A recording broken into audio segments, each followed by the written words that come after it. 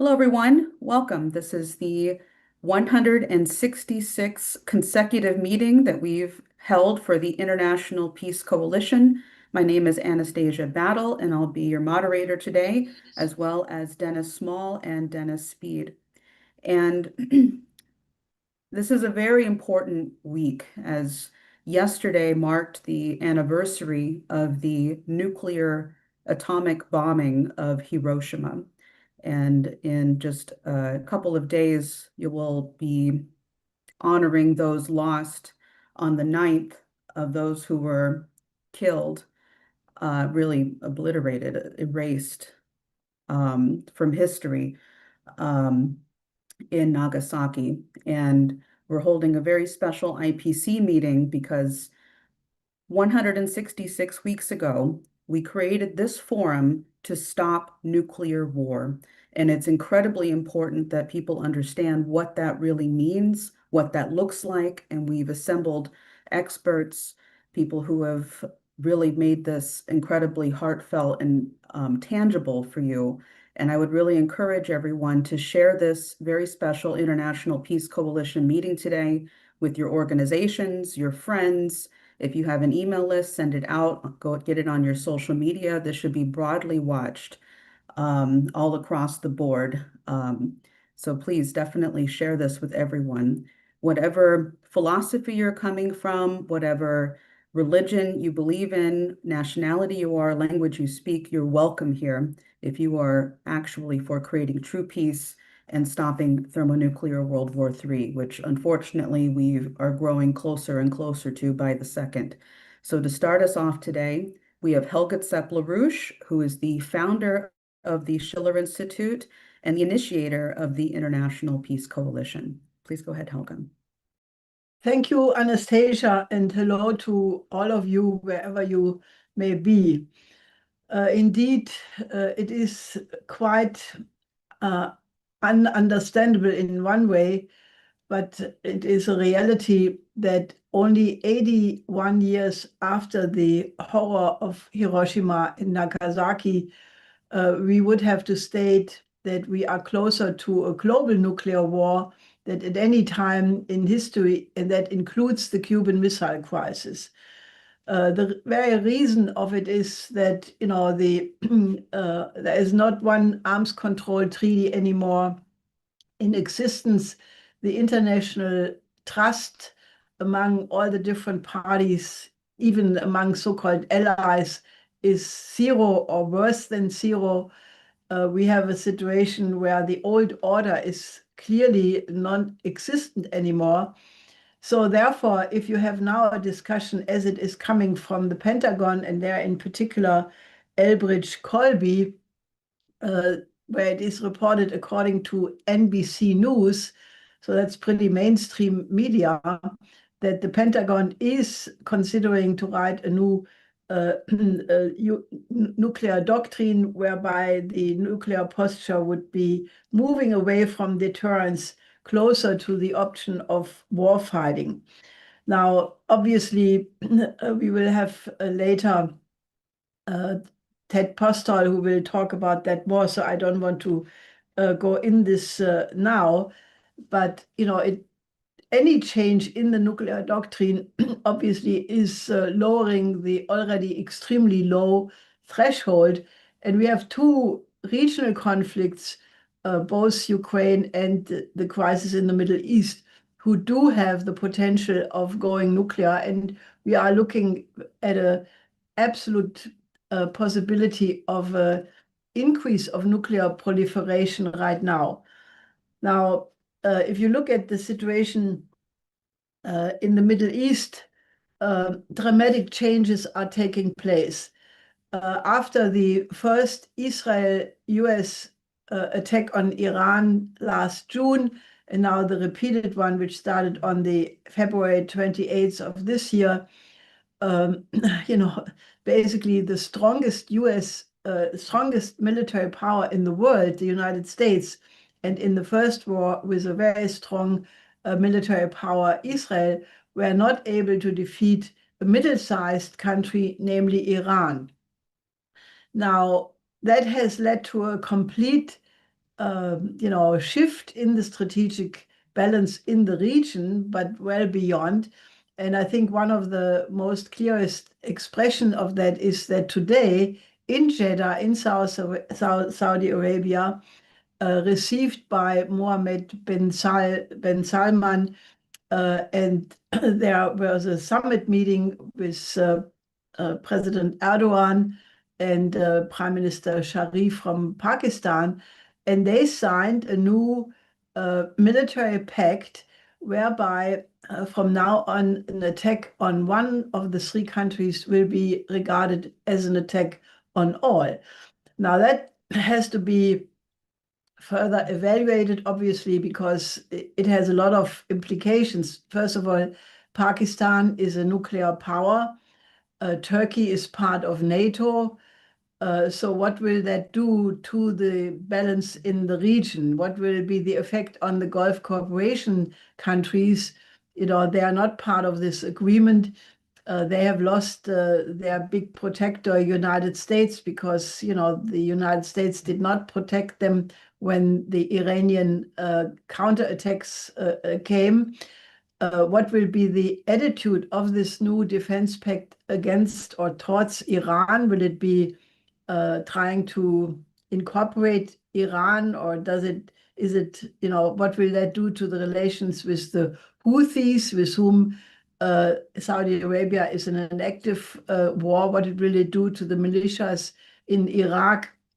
What will it do to Israel, the situation in Lebanon? So a lot of questions are open, and obviously, however, the fact that this combination of Pakistan, Saudi Arabia, and Erdogan is now in a military alliance clearly changes the situation dramatically, and it may very well be a foreboding of that the whole security structure is undergoing a tremendous change. I mean, our position remains the same. We are pushing the Oasis plan because we think that any kind of agreement in the region as well as elsewhere can only be based on the notion of peace through development, economic development for everybody, so that there is an incentive to cooperate. Now, the other major crisis around Ukraine, yesterday there was a sudden discovery of a drone at the airport of Leipzig, which was filled with a bomb or some kind of explosives. Supposedly, this drone was discovered accidentally by somebody who made a tourist guide for some people in the airport. And the drone was nearby a Ukrainian Antonov airplane. So naturally, this is the news item number one in the news yesterday and today. There was an emergency meeting of the National Security Cabinet with Merz, the Chancellor. Dobrindt, the Interior Minister, said this will be a full, thorough investigation before we say anything. But naturally, the rumor and the implication is naturally it is Russia which is behind the hybrid warfare. But the key warmongers turned out to be the Green Party, who immediately, without investigation, said, this clearly, is very likely a Russian authorship of Russian state terrorism, and it does require resolute countermeasures and so forth, hyping the hysteria even more. Now, I mean, obviously, if it would be a Russian drone, it would be a serious escalation. But as of now, there is as good reasons for Russia to have launched a drone there as there is for a false flag operation of people who are promoting the war. So I can only say, that the ongoing situation is absolutely dangerous, and we should just remind ourselves that the real reason why all of these conflicts are moving forward is not on the level of the military. The Pentagon may be doing what they are doing other military men and women may be doing what they're doing, but there is another dimension behind it, and that is that on the level of the political control of all of these policies, it is the fact that the world, at least the transatlantic world, sits on an unpayable bubble of debt of more than 2 quadrillion dollars.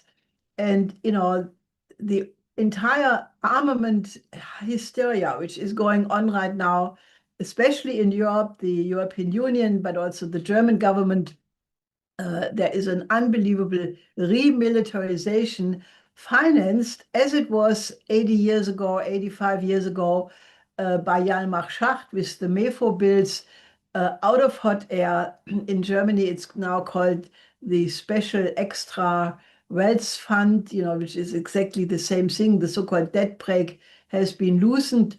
With other words, they can create as much money as they deem necessary, and it's already in the hundreds of billions, reaching the trillions fairly soon. And as always, these armament programs will have to be repaid in war, because there's no way how you can pay them in a civilian economy, because military investments are a destruction of real physical economy.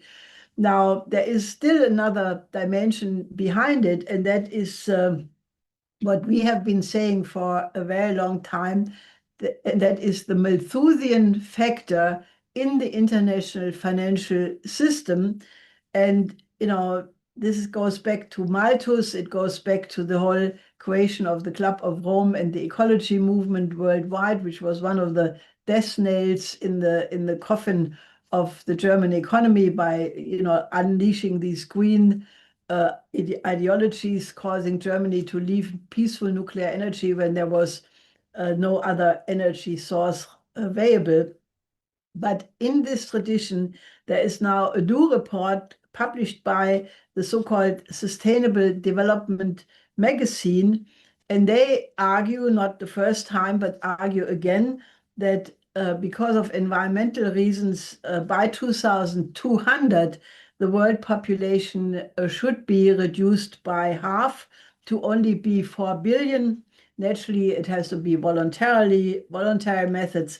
But we know that the 4 horsemen of the apocalypse have been named before as the way to reduce population. Now, one way of reducing population is naturally not addressing the reason why the migrants are fleeing their home countries, namely poverty, underdevelopment, and war. And there will be another Ceuta crisis already announced by the social media, that there will be another wave of migrants and refugees storming Ceuta on the 15th of August. We have to look into that. This makes all the more urgent the alternative we have presented in our special EIR roundtable meeting on 31st of July and the previous IPC meeting, namely that the idea to put development in earnest on the international agenda by calling upon the Western countries of Europe, the United States, that they must cooperate with the BRICS countries to have large-scale industrialization programs for Africa, for Latin America, for the Middle East with the OASIS plan, to create 1.5 billion new productive jobs in the near term, so that the refugees have an incentive to stay home in their country and help to construct and build up their own economy. Now, I can only call on all participants in this meeting, help us to push this by distributing the proceedings of last week's IPC EIR special meeting, because this is the way to address the refugee crisis, and we have to get such a policy change in the direction of peace through development. And lastly, the importance of the letter which Pax Christi and Jack Gilroy and others have launched, a letter to Archbishop Vester, that he should encourage Pope Leo XIV to do what Pope John the 23rd did during the Cuban Missile Crisis, namely to intervene in a diplomatic function and basically organize a summit between President Trump, President Xi, and President Putin to basically bring the world out of this danger of nuclear annihilation. So please sign this letter, and we will hear more about this throughout this discussion today. And this is what I wanted to say in the beginning. Excellent. Thank you, Helga, for laying out this quite atrocious situation we're looking at right now. I've included a few links in the chat for people. One is the panel 1 for A Dialogue of Civilizations, Development, or World War III. That was the name of the first panel of the EIR IPC Roundtable last week. You can definitely get that on eir.news if you're watching over the broadcast and you're not in the Zoom. And also I posted the letter to Archbishop John Wester, which we'll hear more about in just a moment, in a little bit. If you're watching over the broadcast, you can find that at schillerinstitute.com. So thank you very much, Helga. So next, I'd like to bring in Dr. Akiko Mikamo, who we've had on a number of times of the International Peace Coalition. She's an author and producer. She produced the documentary 815 Hiroshima, which we've held live showings and online showings. It's an excellent documentary, and it really is a pleasure to have you back on, Dr. Akiko Mikamo. Thank you so much for joining us today. You have the floor.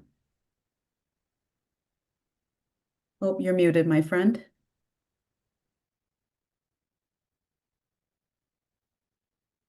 Are you able to unmute? Unmute. There we go. Okay. Thank you very much, Anastasia and Helga and everybody, Kainan, for inviting me. This is a crucial time. So 2 days ago, in Hiroshima, August 6th, which was August 5th in the West Coast in California, and our nonprofit had International Peace and Humanity Day ceremony. So Hiroshima was having the World Peace Ceremony, and this year the biggest number of the countries, 127 countries and EU, were represented by prime minister or presidents or foreign ministers or ambassadors or the top leaders in Hiroshima. And we had a ceremony at the same time. So it was 4 p.m. was 8 a.m. in Japan. And I will share this. This is a Yokohama friendship bell that San Diego, I'm based in San Diego, California, and San Diego and Yokohama are sister cities. So, and it's like 70 years have been as sisters for cities. And this, it's a little bit hard to see because of the brown tree, but it's a bell, like a temple bell. And we gonged this bell at 4:15 p.m. our time, which is 8:15 a.m. Hiroshima time, which is the time of explosion 81 years ago. The first atomic bomb, nuclear bomb, exploded over humans. And so, as John Hersey, the Pulitzer Award winner journalist, said, it's not the deterrence that has saved us. It's more, let me see, where did it go? So, as many of you heard, what has kept the world safe from the bomb since 1945 has not been deterrence so much as its memory. The memory of what happened in Hiroshima. And this is something we need to remember because we as a human, that it's easy to forget what actually happens under that mushroom clouds. So that's why we have this ceremony every year, and we focus on children, and we have the children representing or children participating. So, but let me share a little bit of the story of my father and my mother, mostly my father. And it's in the book. It's in my background. And many of you have seen 815, A True Story of Survival in Hiroshima. That's my book. And some of you have kindly bought it too. Now it is published as The Hiroshima Boy from a Hatchet Group publisher in UK and most of the world. It's in English right now.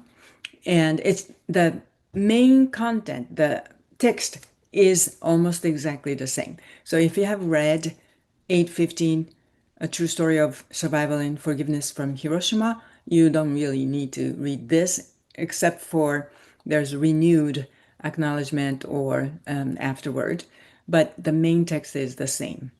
So this film, 815 Hiroshima, From Father to Daughter, it's on Amazon Prime Video in UK and US and Japan.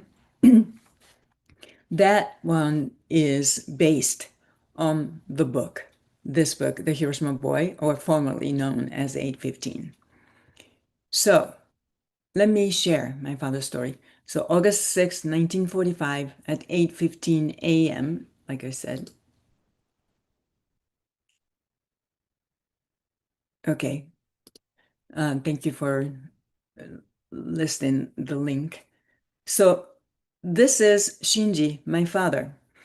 Shinji was 16 years old in this picture. He was actually 19 years old when the bomb hit. Back then, 19 was minor. Japan had this law that you're not an adult until you're 20-year-old, until just a few years ago. So he was a teenager. And this is the closest age picture that we have. So that's why I use this picture. This boy, we know what this is. Very famous mushroom cloud. So in this is the picture of Hiroshima, American military took. And this dark area is 100% demolition area.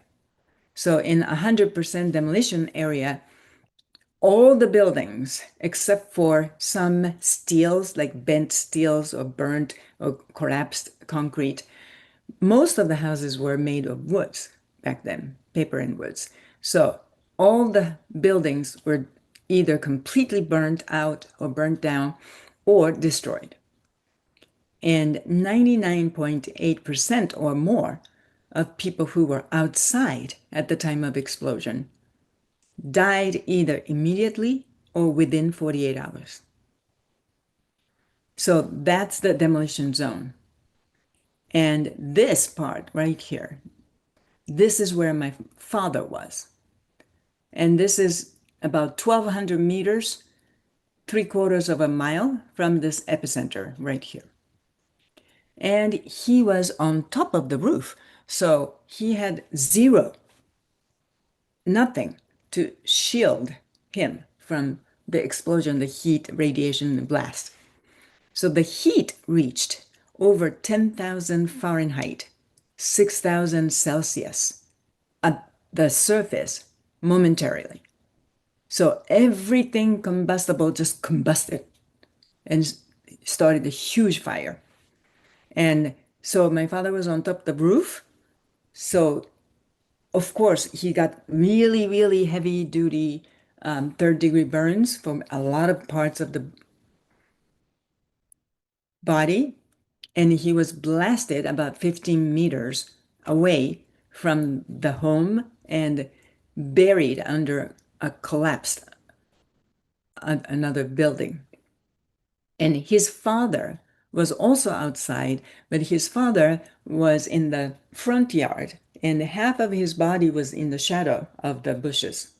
So he was also burned, but not the whole body.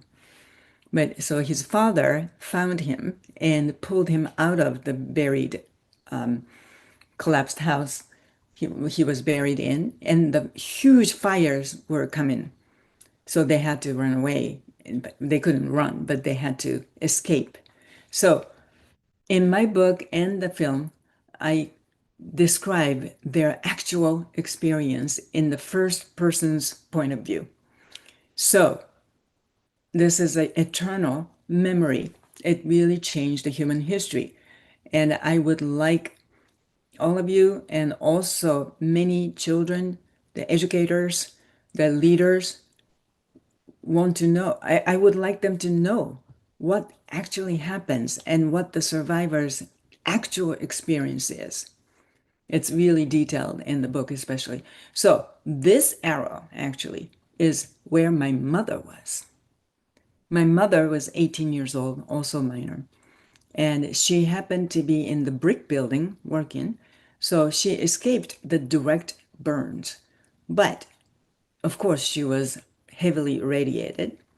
And also the blast, it blasted the thick glass of the building. So the shards of the thick glass just stabbed all over her back, and she was severely injured as well. And one thing you have to remember, I know I'm very sorry in Europe that there's heat wave this year, especially more than other years. And in Hiroshima or in Japan, the summer is really oppressive. It's really hot and humid. So if you can imagine, and there's no antibiotics, no painkiller. Most of the doctors are gone. The hospital is melted and gone. So you have this heavy duty burns and injuries, and you're left under the burning sun with no clean water, no clean anything. So it gets rotten. So that was excruciating part. Even though they survived the moment of the explosion, their body has been getting infected and getting worse and worse with no painkiller. So anyway, this is 1 month or 2 months after the bombing, and this is the closest to where my father's residence was. This is a month later. And this is this shadow of the building right here. This is the shadow of the building where my mother was. And this is also a month later, after a lot of people got rid of the rubbles. And this is a trolley that was burnt and derailed and just left there. So this is close to how my father was burnt. It is in the museum, and this person is still alive. And this is not my father. I don't have my father's actual picture, but this is very close because the bomb exploded on the right side of his body. And so his face and the arms and the upper body and also the thigh was burned. And so they somehow made it to shelter, but shelter is really nothing. It's like a hut with barely some water, which was not clean because they didn't know what radiation was. So they would drink any water that they can reach. Even the black rain they drank because they were so burnt and they were so thirsty. And many people died from the radiation. So this is what shelter looks like. And the children, he lost the hair from the radiation. He did not get burnt, but later on, he lost hair. And so 81 years later, there are still some hibakusha survivors suffering from radiation-related diseases, cancer, leukemia, all those things. And the BBC kind of estimated about 500,000 people in Hiroshima and Nagasaki died so far, either immediate burns and injuries and radiation diseases afterwards. And there were many atrocities in our human history, and we need to learn all of that, and we need to really commit ourselves not to repeat any of those. But there's one thing very, very unique about radiation and nuclear bombs. So remember COVID time. We did not know who has the virus, where the virus is. We could not see the virus. And there were some sociological reactions that people were discriminating certain area of people, or people were afraid of people coming from certain area, or people didn't want to have a lot of interactions. So radiation was similar. Radiation you cannot see. Who is going to die? We don't know. Some people who did not have any injuries or burns and looking healthy, 10 years later, 15 years later, suddenly start breathing from the gums and just drop and die. So Hibakusha lived with the fear. When is it going to be my turn? What's going to happen? They don't know. And also they were discriminated heavily, especially outside of Hiroshima. They could not get married because people were afraid the offsprings were going to be having the effect in the genes. So they hid the history of being in Hiroshima, especially when they went to Tokyo or big cities. But anyway, so my father had a lot of hardship, not for the survival only, but also just rebuilding the life. Anyway, but he told me, when you lose something, you gain something. And he always kept the positive attitude. He never hated American. This is my father when he was 87. He passed in 2020 at the age of 94. But he survived for 75 years after the bombing, and that was extremely resilient and amazing feat that he had. But he left the message to me to spread to the world. He said, I don't hate America. We need to understand the big picture. It's the war to blame. It's the human weaknesses, not willing to try to understand one another or hold hands or collaborate or at least tolerate people from different premises, whether religion or nationality or political views or whatever the differences. And he says, well, he raised me saying that I want you to learn English, I want you to learn foreign culture, and whatever you become, I want you to become a bridge among people. So nobody will ever have to go through the pain and suffering that we went through. It was his wish of lifetime. So that's why I have written this book. This is, you don't have to worry about this. Let's see. This is, so that's why I have this ceremony. It's August 5th because it's August 6th in Japan. This is the book, The Hiroshima Boy, His Extraordinary True Story of Survival and Hope.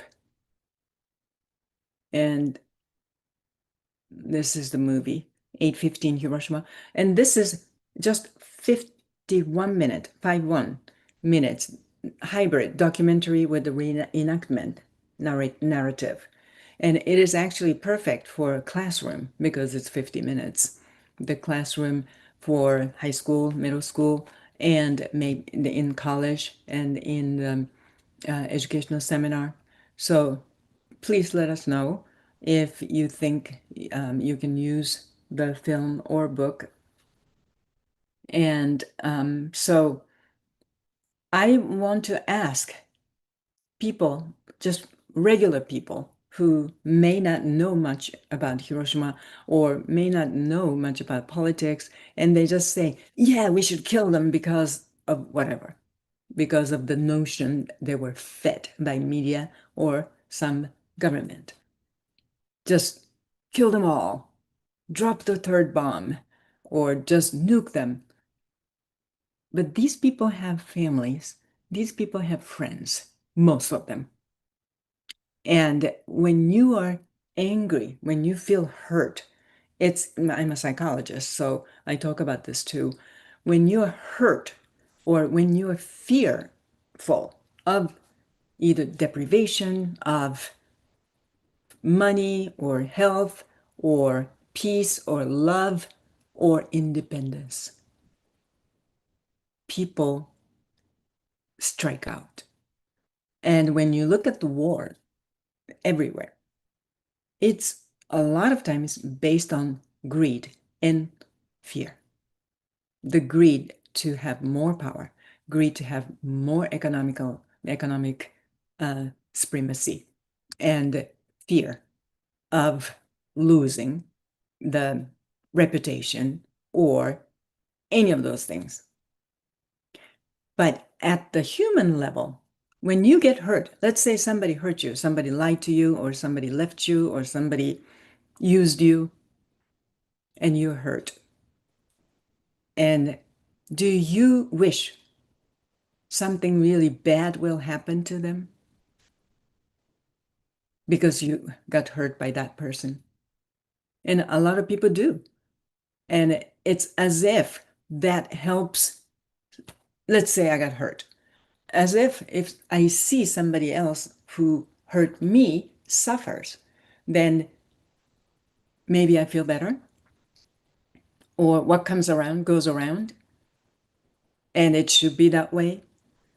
Well, actually, you may have some relief to see somebody else as if the person was punished by universe or God or law or whatever, just punished. And so you may feel justice is served. But that is just temporarily.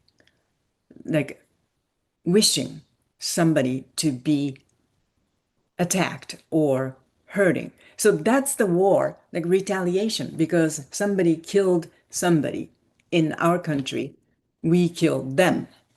Somebody insulted this government, so we bomb them. And it's the endless cycle we see over and over and over and over.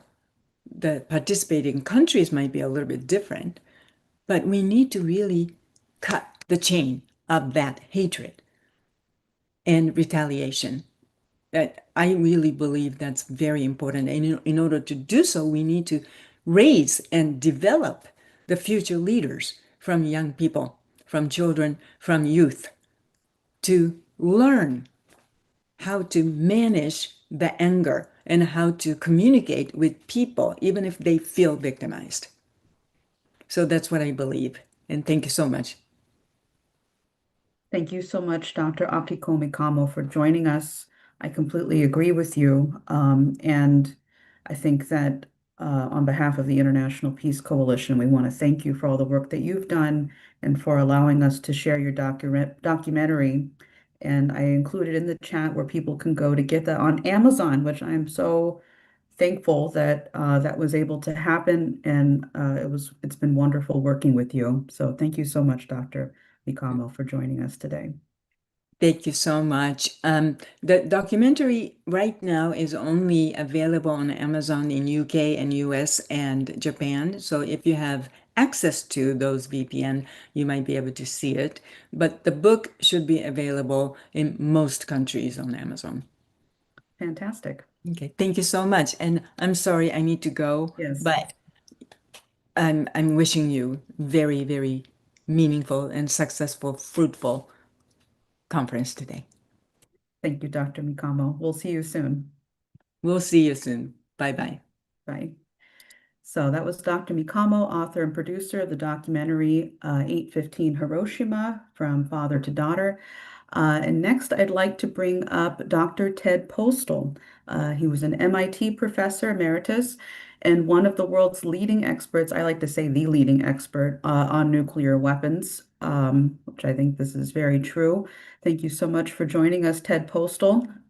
You have the floor. Do we have you there? Oh, you're muted, my friend.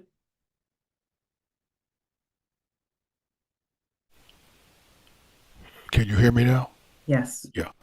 Thank you. It's my pleasure to be able to speak not only after Helga, but also after Dr. Mikamo.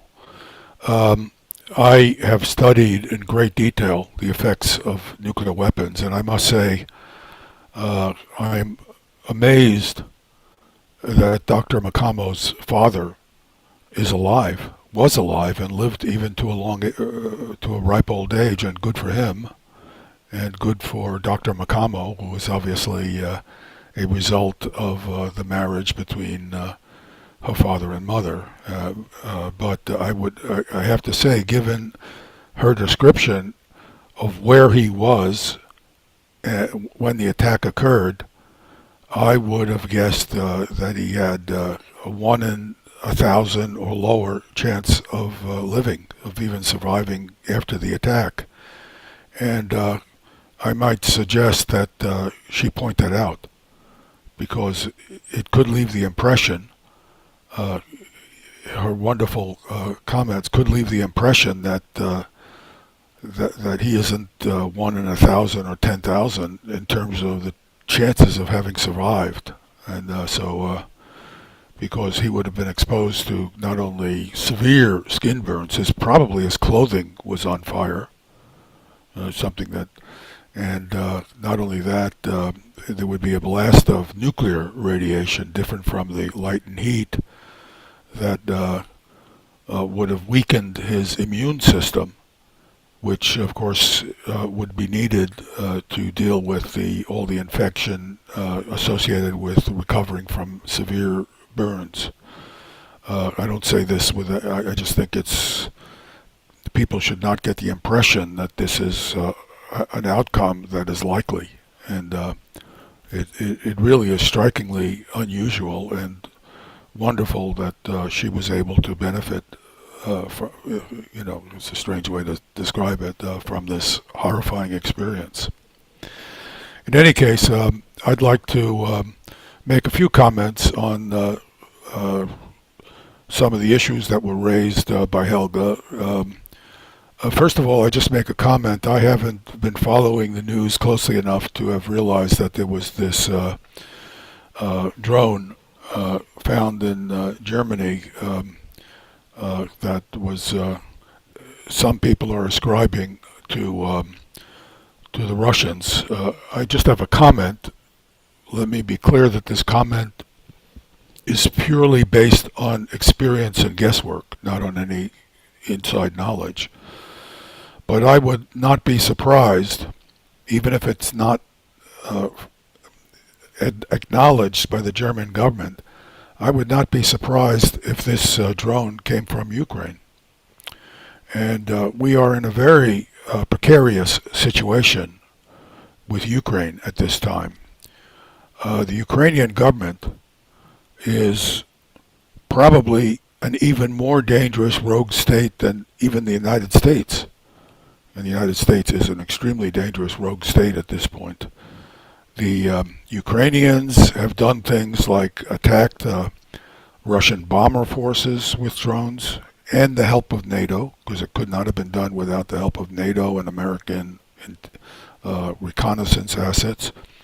They've attacked Russian early warning radars, which could have led to a misinterpretation, possibly leading to an accidental launch of Russian nuclear forces against the United States and Europe.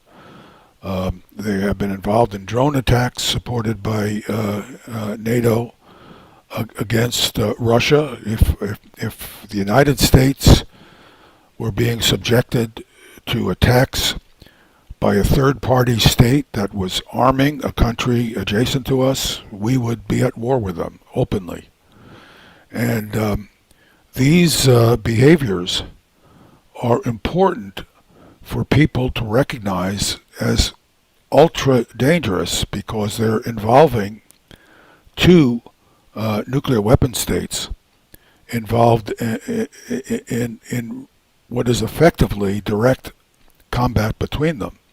The United States government is reckless and irresponsible for being part of this, but the Ukrainians are implementing this. And so I think that people should understand that this government in Ukraine is a great danger to world peace. It's not just, whatever you think about the justice of their situation, which I will acknowledge I don't quite see the role of, I don't quite see that they are innocent players in this, but but that's another discussion. Whether or not you see them as innocent players in this, their behavior has been totally reckless, constantly trying to see if they can draw other countries in to this war in the hope that they will be saved from the military consequences of the Russian invasion.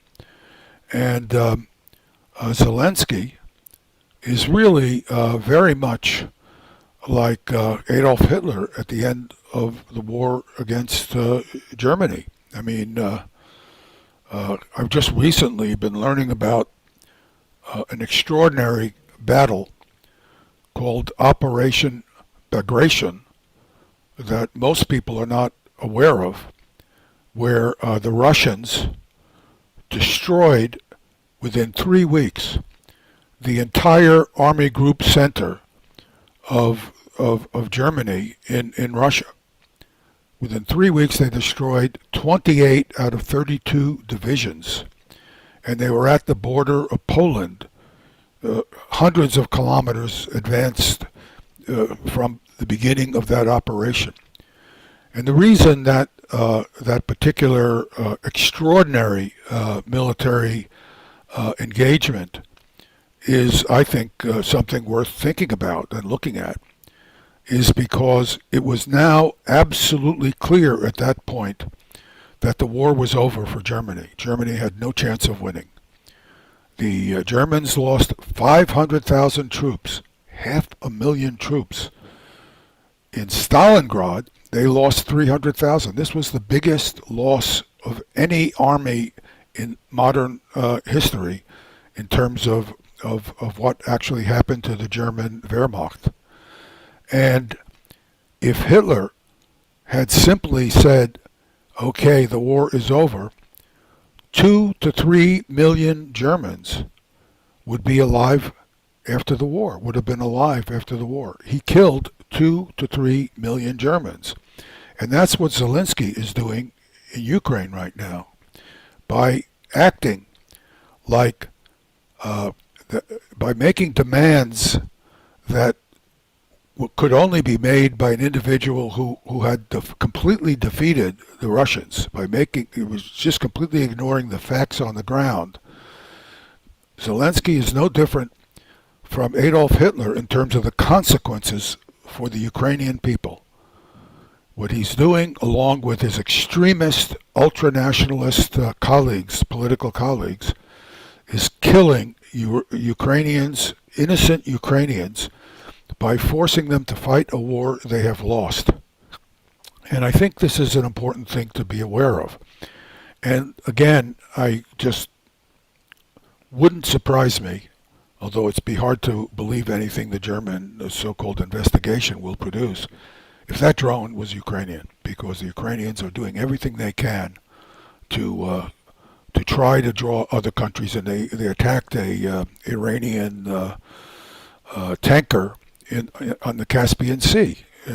And one's best guess of what they were up to is they were hoping to draw the Americans in on their side by doing something that they believe the Americans would like them to have done, and ingratiating themselves with the Americans. So this country is very, very dangerous to world peace, disregarding the question of whether or not their cause is just.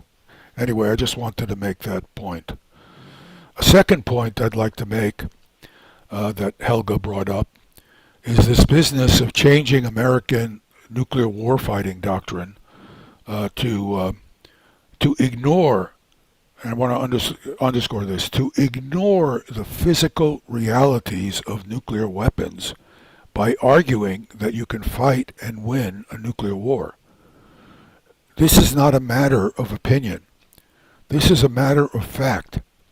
If you look at the destructive capabilities and the rapid delivery capabilities that certainly the two big nations have, Russia and the United States, you would have to be totally ill-informed and delusionary to believe there was any chance at all of not having complete and uncontrolled escalation if these countries get engaged in a nuclear conflict.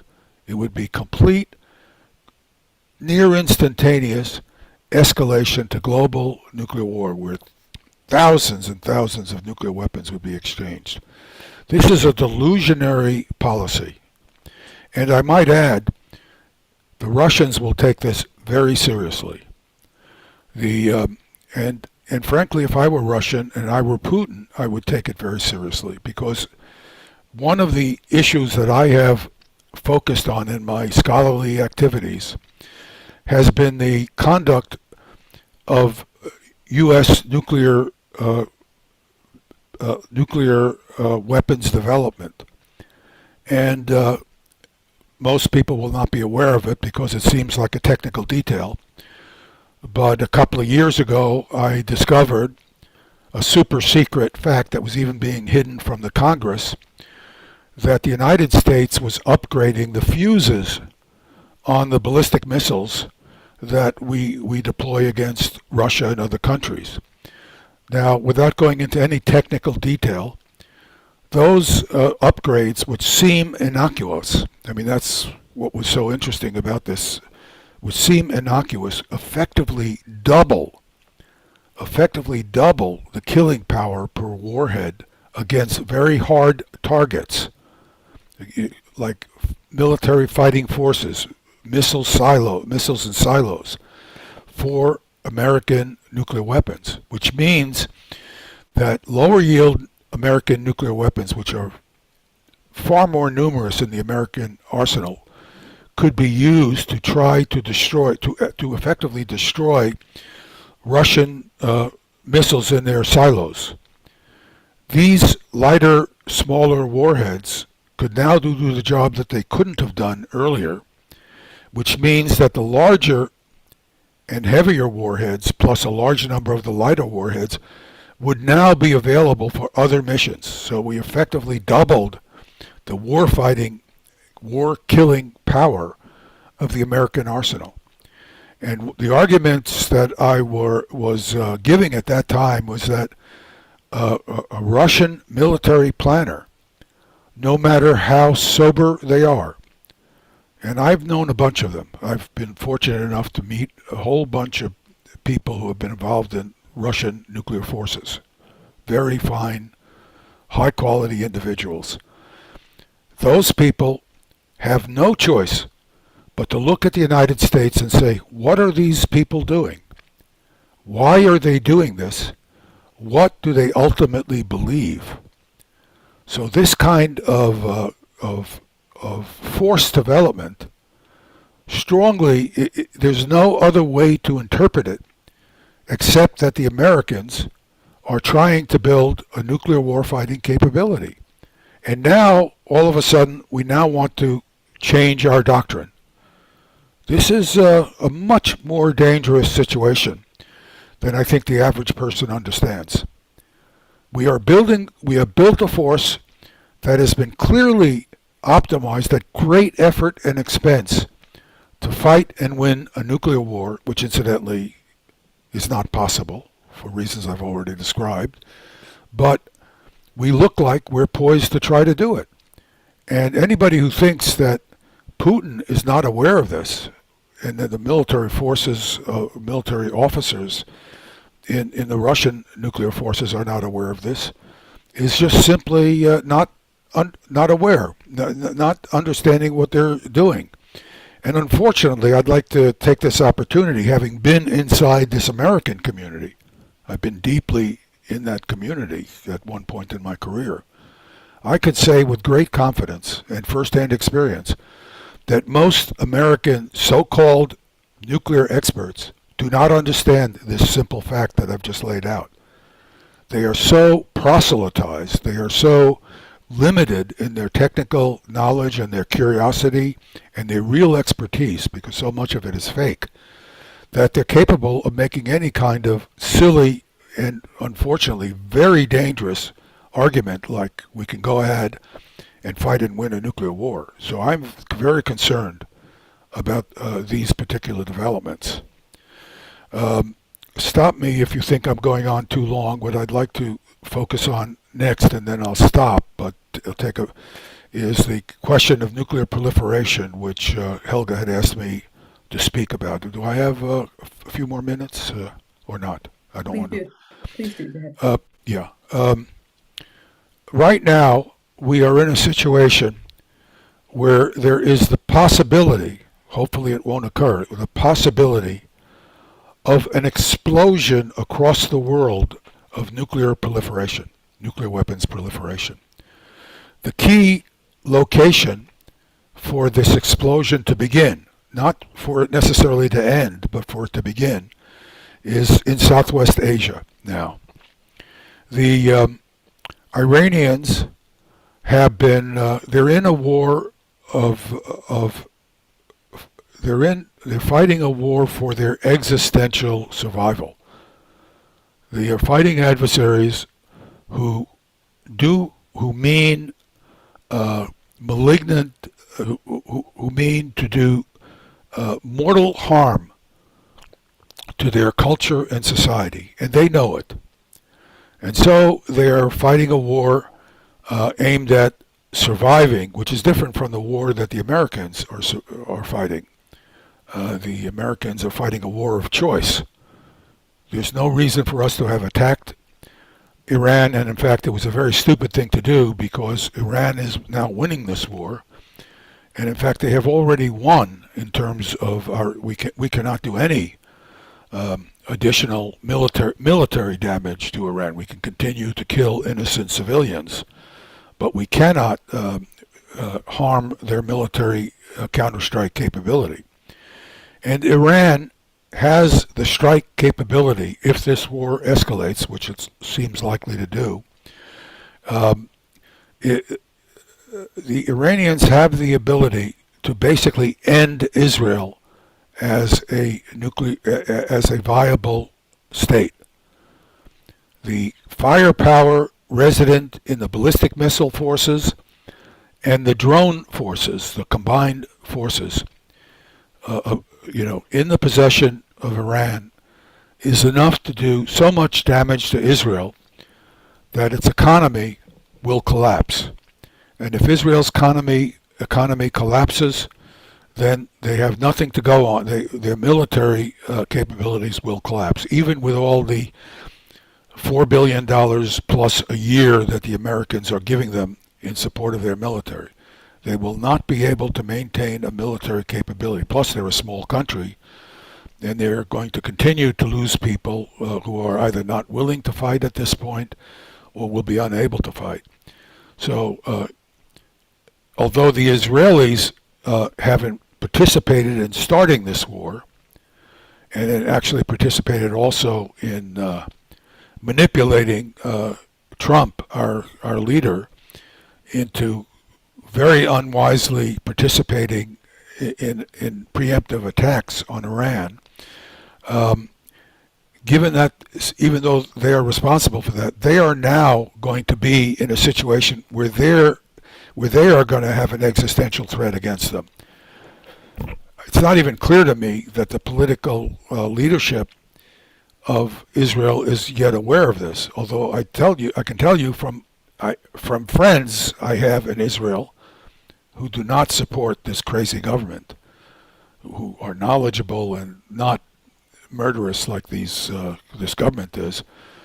They know that Israel is on the edge of losing its capability to survive as a country. They are informed enough and sober enough, and unless the Israeli population can figure this out and do something about the direction of Israel at this time, Israel, I think, will cease to exist as a country at some point. So we are talking about major changes, but the proliferation problem could be exacerbated substantially if the Iranians decide to go and build nuclear weapons. My hope is that the Iranians will continue to show the very high level of deep thought and strategic thinking that they are so far showing.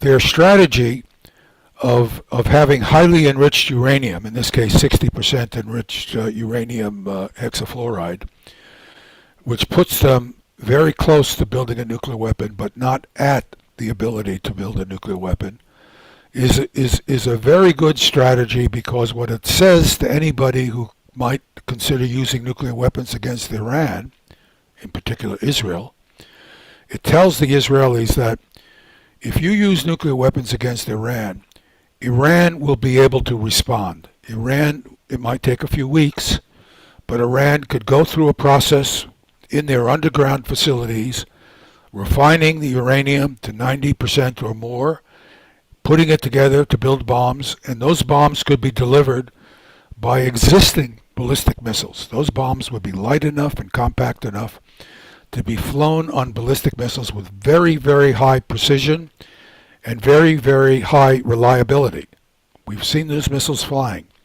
So we know that Iran could respond to Israel with nuclear weapons within weeks of an attack, maybe even shorter. So not being a nuclear weapon state directly, but having the nascent capability to build nuclear weapons is a perfect strategy for saying we are not intending to attack you first, but if you attack us, we will respond. And the fact that Iran is a country of over 90 million people and is a big country with lots of area and resources, and Israel is a small country with maybe 7 to 9 million people and also a few big urban centers where most of the economic well-being of the country resides, that country can be finished off very easily with a few nuclear weapons by Iran. So Iran is well in a position to do this.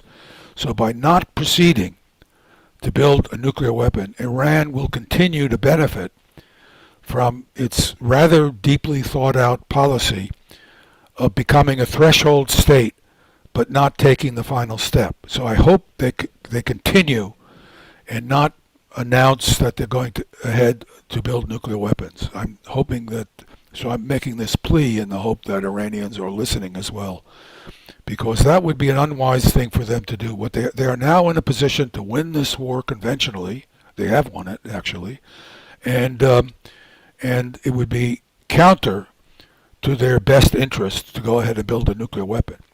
Let me explain why. I'm not just sitting here. Right now, Saudi Arabia is very worried about Iran's military capability. It's clear Saudi Arabia is in the process of reassessing their alliance with the United States, because the writing is on the wall. The United States cannot protect Saudi Arabia, and nor can it protect any of the Persian Gulf states. And all of them are in a process of reassessing their alliance with the United States. And I'm pretty sure we will see in a few years no bases in the Persian Gulf, no American bases in the Persian Gulf. They will quietly, if not unquietly, be removed. So there's going to be a big change in the military posture across Southwest Asia. So the Saudis have an arrangement with the Pakistanis, because the Saudis have funded Pakistan's nuclear weapons program. And all the reports indicate, and multiple sources I've talked to who are very reliable agree, that there is an agreement between Saudi Arabia and Pakistan that if Saudi Arabia is in a desperate enough situation, Pakistan will provide them with nuclear weapons. So if Iran says we're going nuclear, they could very quickly be facing Saudi Arabia with nuclear weapons. Turkey, which has also had its up and down relations with Iran, would also almost certainly go ahead, proceed and build nuclear weapons. It is very hard for me to believe that Egypt won't also go that way. Egypt is well positioned technically to do it, and it would be unwise for them to do it, but it would be nearly impossible politically for them to ignore the developments of a Saudi Arabian and Turkish states that are nuclear weapons states without themselves proceeding to build nuclear weapons. The Persian Gulf states, they may or may not have the ability to build nuclear weapons. I don't know what their industrial capacity is, and they may not have the money to go out and buy it because they may not exist as powerful economic entities because they could be destroyed in terms of their economic power if this war with Iran continues to escalate, because these states basically are powerful because they have vast amounts of oil and natural gas that they're able to sell.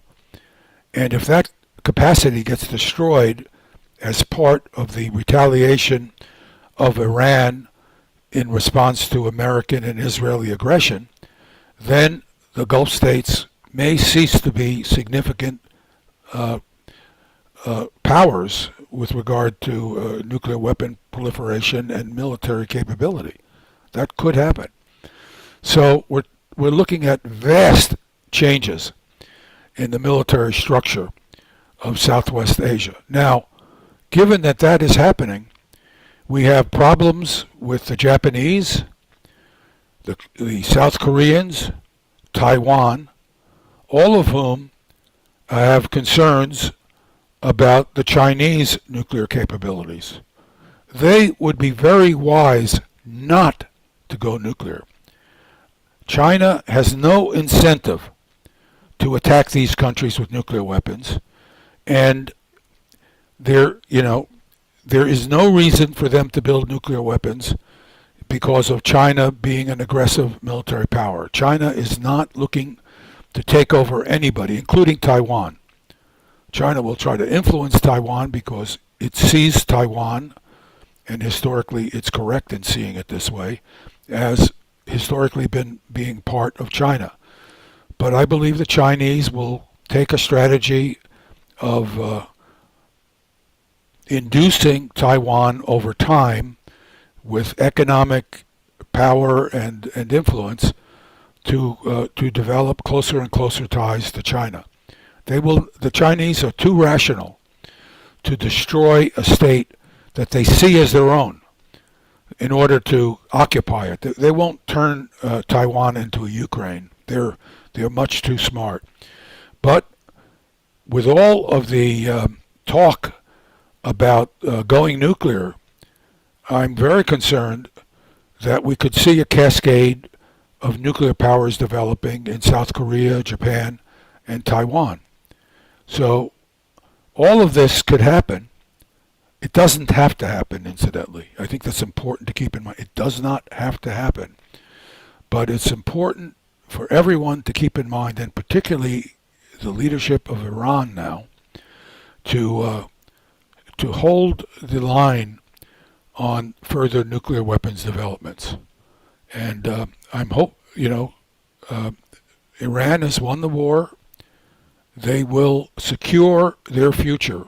It may take them time, but they should not lose sight of their goal, which they're very close to achieving, although it may take time because of the very ill-advised leadership in the United States and even the more ill-advised leadership in Israel. But they have won this war, and so they should keep that in mind and not do something that will undermine their long-term goal of reestablishing economic prosperity in Iran for their country and their people, and also becoming a great contributing nation in the global effort to improve world security and stability. And I'll stop here. Well, thank you very much, Ted Postal. As always, I don't like to say it's a joy to hear the things that you're talking about, but it is definitely very eye-opening, important, and I'm sure many people would like to clip this and share this out and get it out. So we'll make sure that happens. And thank you very much for your analysis and what you were able to express And, today. and just to issue an apology, I'll only be able to stay on another 15 minutes. I have a grandson visiting us from Germany, and I call him my nuclear-powered terrorist. So, so I'll be spending time with him. I am aware of that.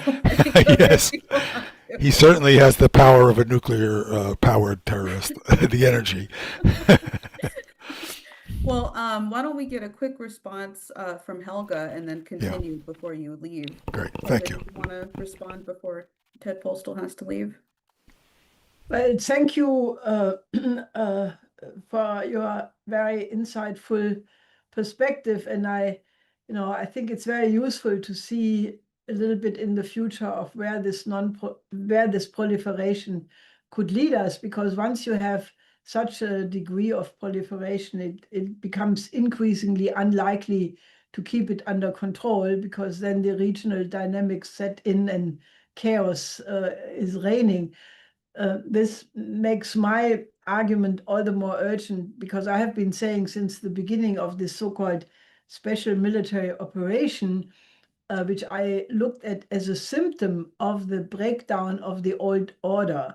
NATO, namely that the NATO expansion had reached a threshold, causing this kind of reaction by the Russians, making it all the more urgent to put a new security architecture on the table, because the old one is not any longer existent. And the fact that now you have a regional security architecture emerging, as I said, it's not yet clear what that all implies in terms of the other players in the region. But it just underlines the necessity to really think of how can we move humanity into an area where we have security again. And I think that only an international new security and development architecture, which must address essentially all relevant problems, including the migrant question, because otherwise it does not function. If you leave out only one important country, it's the stepping stone to the next war. That is the lesson from the Versailles Treaty. If you do not make a just architecture, it just takes a little while before it leads to war. So my comment would be, we have to redouble our efforts to get this idea of a new security architecture on the table. And the most immediate platform would be the upcoming UN General Assembly meeting next month in New York, because I think the Chinese are planning to put their 4 global initiatives there for discussion. And to my knowledge, other than what we have been saying, but we are naturally just a small group of private people, the only government which has forwarded an idea of a new architecture is China, with the Global Governance Initiative and the other 3 global initiatives. So I think we have to really discuss that, because it's not enough to just warn of the danger of war. I think we also have to think about what can be done to stop a process which otherwise, if we don't do anything, seems to be inevitably moving towards the abyss. You're muted, Ted. My friend, you're muted.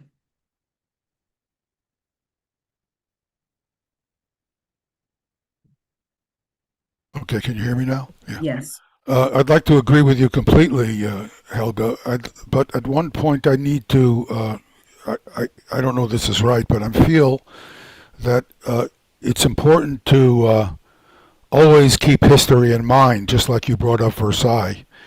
And we've had 2 American presidents who are responsible for the entire situation we face now. I mean, we have Trump, of course, who started a war of choice by attacking Iran, unprovoked attack on Iran.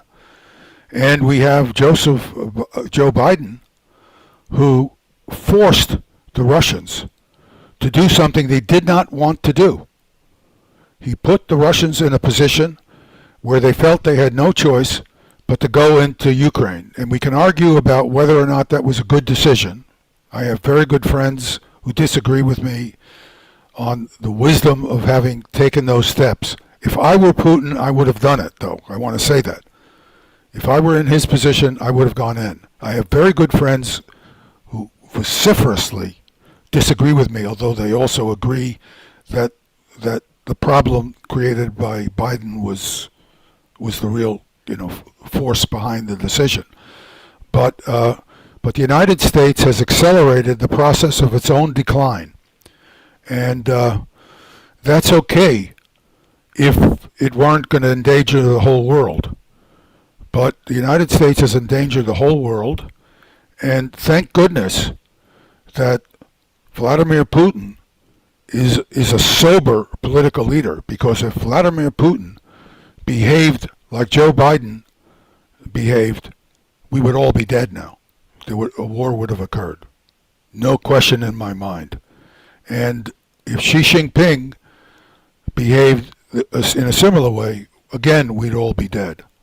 So we're lucky that these two leaders, neither of who I would like to say, I'm not arguing that they're wonderful people, that I support everything they do, but when it comes to following policies that are in the best interest of their country and of stability in the world, they have both made sound decisions.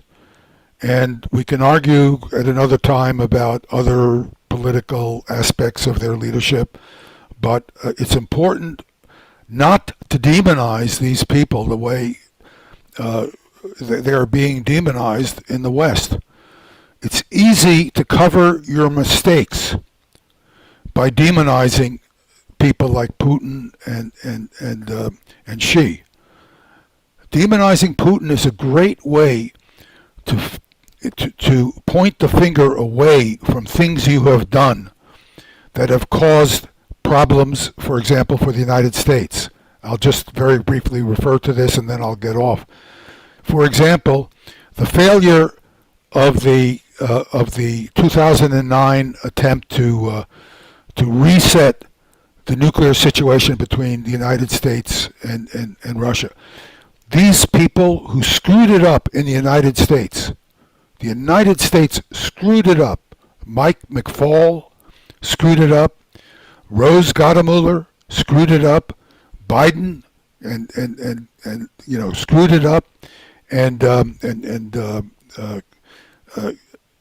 Obama screwed it up, and it was their screw up by presenting the Russians with fait accompli rather than responding and cooperating, by overtly taking actions that the Russians had no choice but respond to in a negative way, that led to this failure of the Russian reset.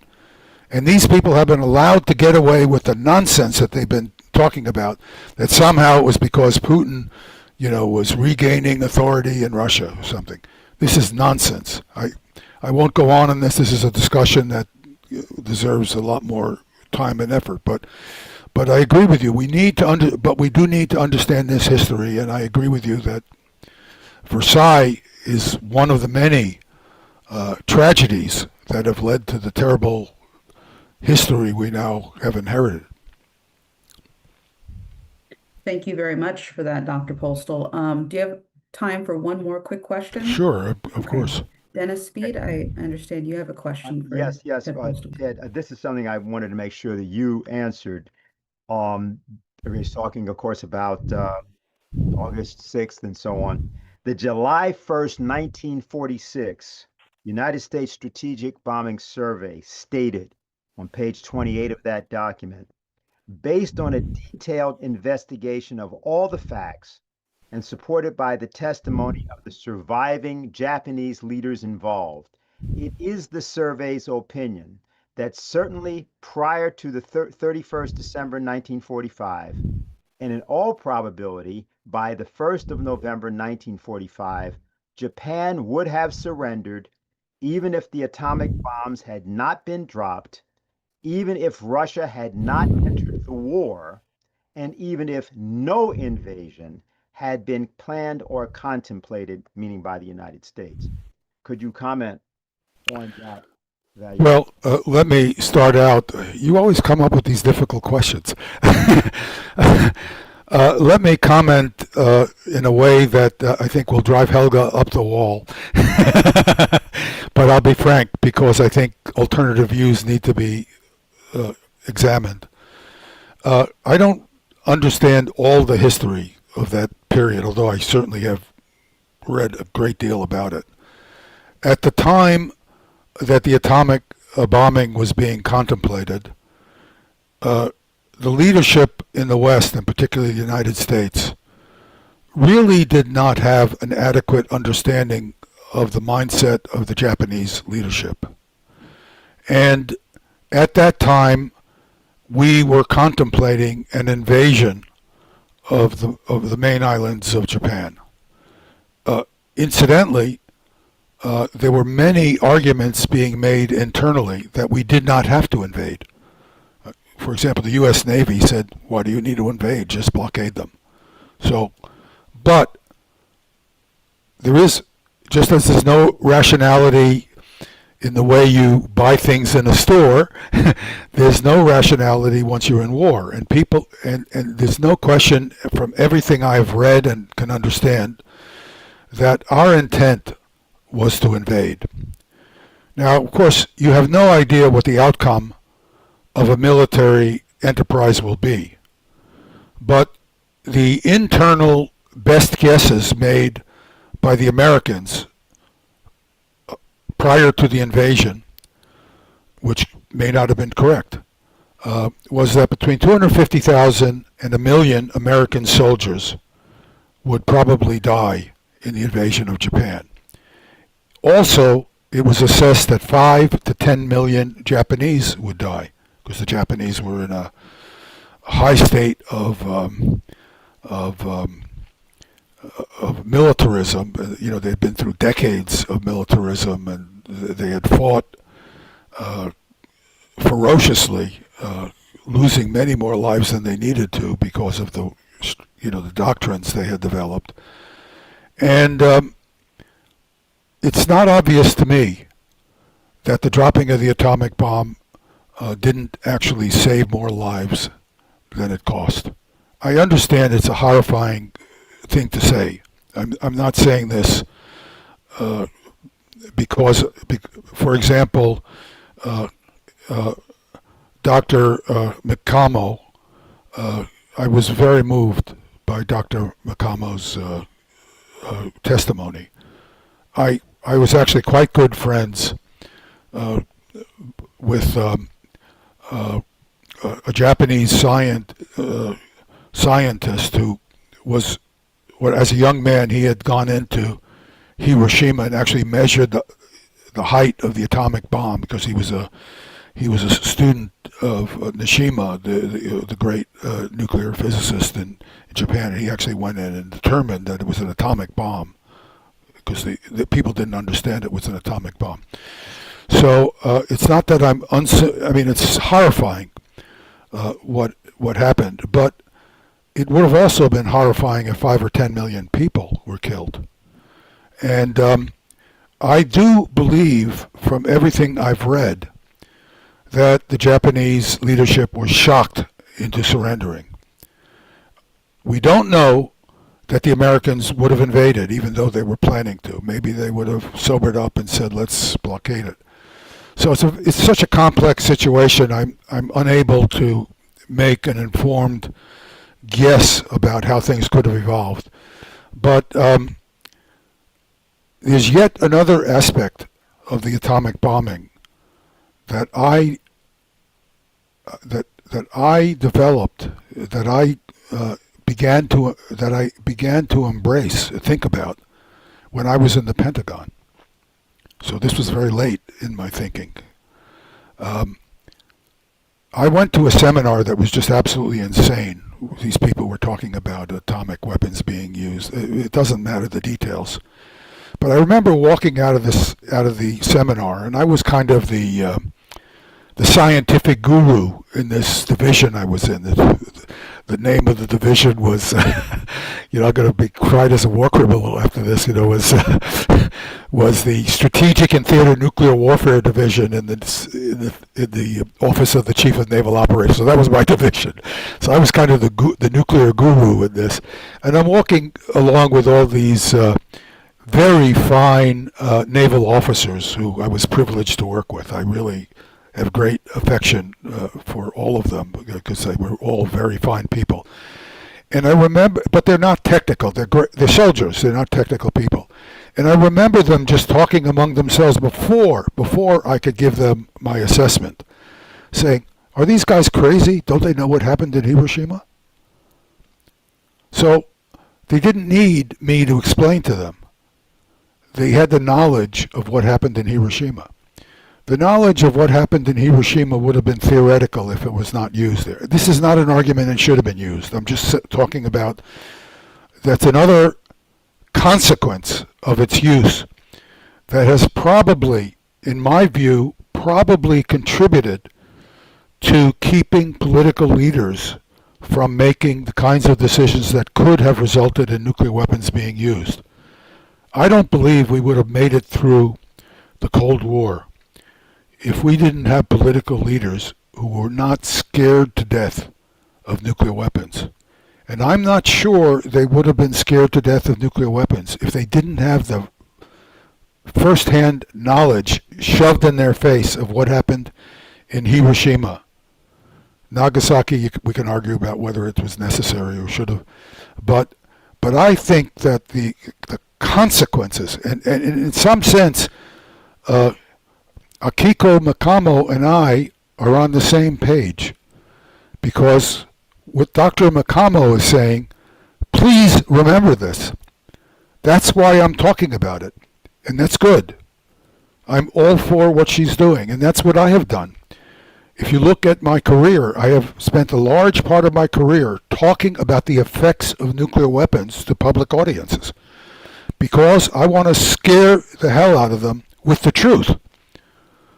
So for me, I think alternative views are perfectly sensible and reasonable. I have no problem with it because the moral repugnance of what occurred is so large here. It's how can anyone justify it?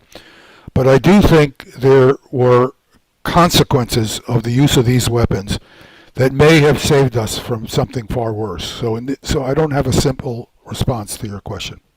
Yes, but you did respond. Thank you very much. Okay, thank you. Yeah, there's definitely a lot to dig through on this. And Yes. Thank you for joining But us. Helga's going to beat me up next time I see her. She's Helga, I see you have your Helga, go ahead. Yeah, I cannot let you go without saying that we have to discuss the history of that period a little bit more in depth, because Yes.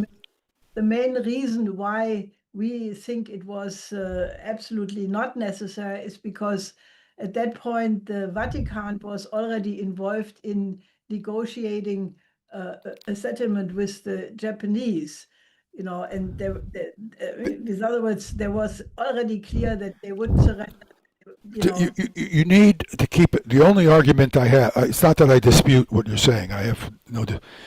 My argument it's not an argument. I'm not trying to argue in response here. I'm just a factor that has to be pointed out is that when people are involved at the moment, they have incomplete knowledge of the situation, and they have incomplete knowledge of the effects of their efforts, of what could have occurred, what could be occurring, whether or not an attempt at something could be successful.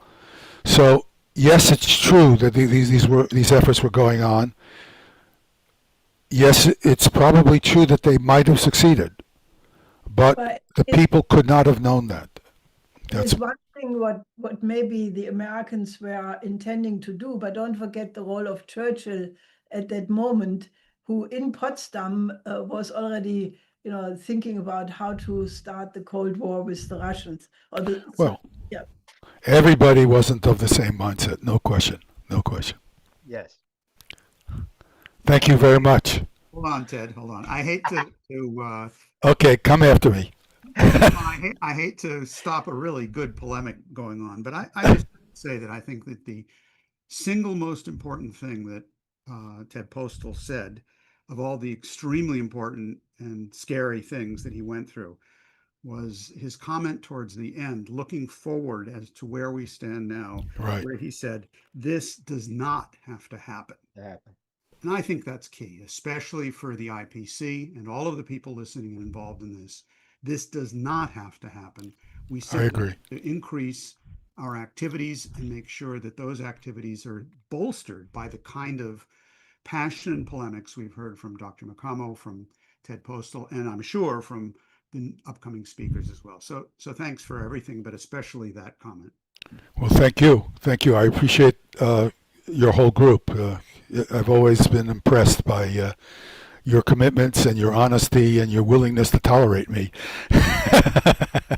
We beat you up with love. It was Right. That feeling is Fine, fine. Okay, so now I go to my nuclear terrorist. Right. all right. Well, Thanks a we'll lot. talk to you soon, Yes, Dr. thank you. Postal. Thank you Bye-bye. for joining us. All right, so I'm going to make a slight adjustment to the agenda because I think this would actually be a very important time for John Steinbach to come in, who is the coordinator of the Hiroshima Nagasaki Peace Committee in the North Capital area, Washington, D.C. He's been a regular participant of the International Peace Coalition, a longtime activist. Very much appreciate what you've been doing and what you are doing, John Steinbach. So please go ahead. You have the floor. You're muted, my friend.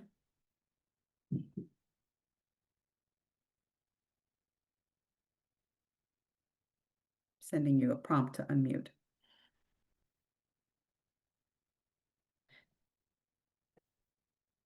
There Okay, you go. is that okay? Yes. Yes, perfect. Sorry about that. Computer sticking, old computer. So I don't want to wade into this discussion too far. I mean, if you wanted to have me on sometime, I could talk to you for an hour about the decision to drop the bomb. Obviously, very complicated, but just to very narrowly answer Dennis's question about the strategic bombing survey. So they came to that conclusion, and to a great extent, I think that reflected the attitude of the Joint Chiefs of Staff at that time. So it's important to remember that Admiral Leahy was the chairman. Leahy, more than any of the others, was vehemently opposed to the atomic bombing on moral and ethical grounds. Eisenhower was vehemently opposed to the atomic bombing on moral and ethical grounds. LeMay was opposed to the atomic bombings because, I've already destroyed Japan and we don't need to do that. MacArthur also was opposed to the atomic bombing for much the same reasons that LeMay did. The only one of the Joint Chiefs that supported the bombing was Hap Arnold, who was an Army general and who was basically Truman's guy on the Joint Chiefs. So I think that's part of the reason why it did. But it's an excellent document. It's very hard to get anymore, but I have one of the important spots on my bookcase is that document. And I know we don't have a lot of time, so I'm going to just try to tell a story about the atomic bombing, and I want to start back in the late 1930s. You had Lisa Meitner and Otto Hahn, and they fairly conclusively proved that bombarding uranium with neutrons was effectively split the atom.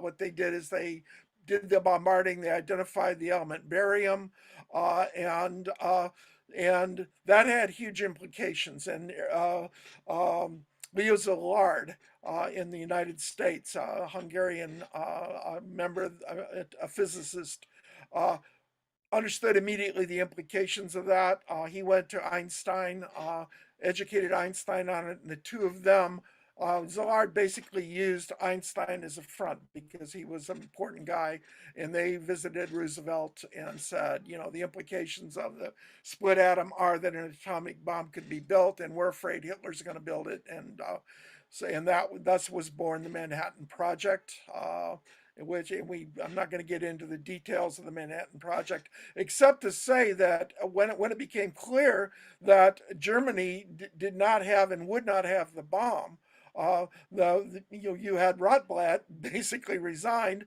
and then you had both in Los Alamos and in Chicago, you had large numbers, if not majorities, of the atomic scientists saying, no, no, don't do this. They were proposing do a warning shot in Tokyo Harbor and various other stuff. So that was kind of the beginning of the rebellion against the bomb. But of course, the bomb was used, and we can get into that discussion at some point.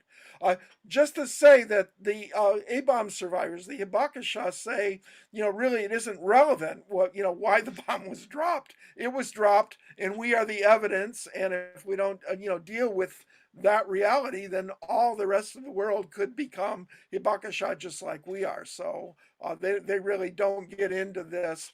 Was it justified or was it not justified? Their position was it happened, never happened again. So what happened was the Manhattan Project developed the bomb. The intention always was, as early as late 1943, they understood Germany was not going to have the bomb. So Arjun Makhijani did a lot of research on this, and it's clear that the target was going to be Japan as early as late in 1943. Target was going to be Japan.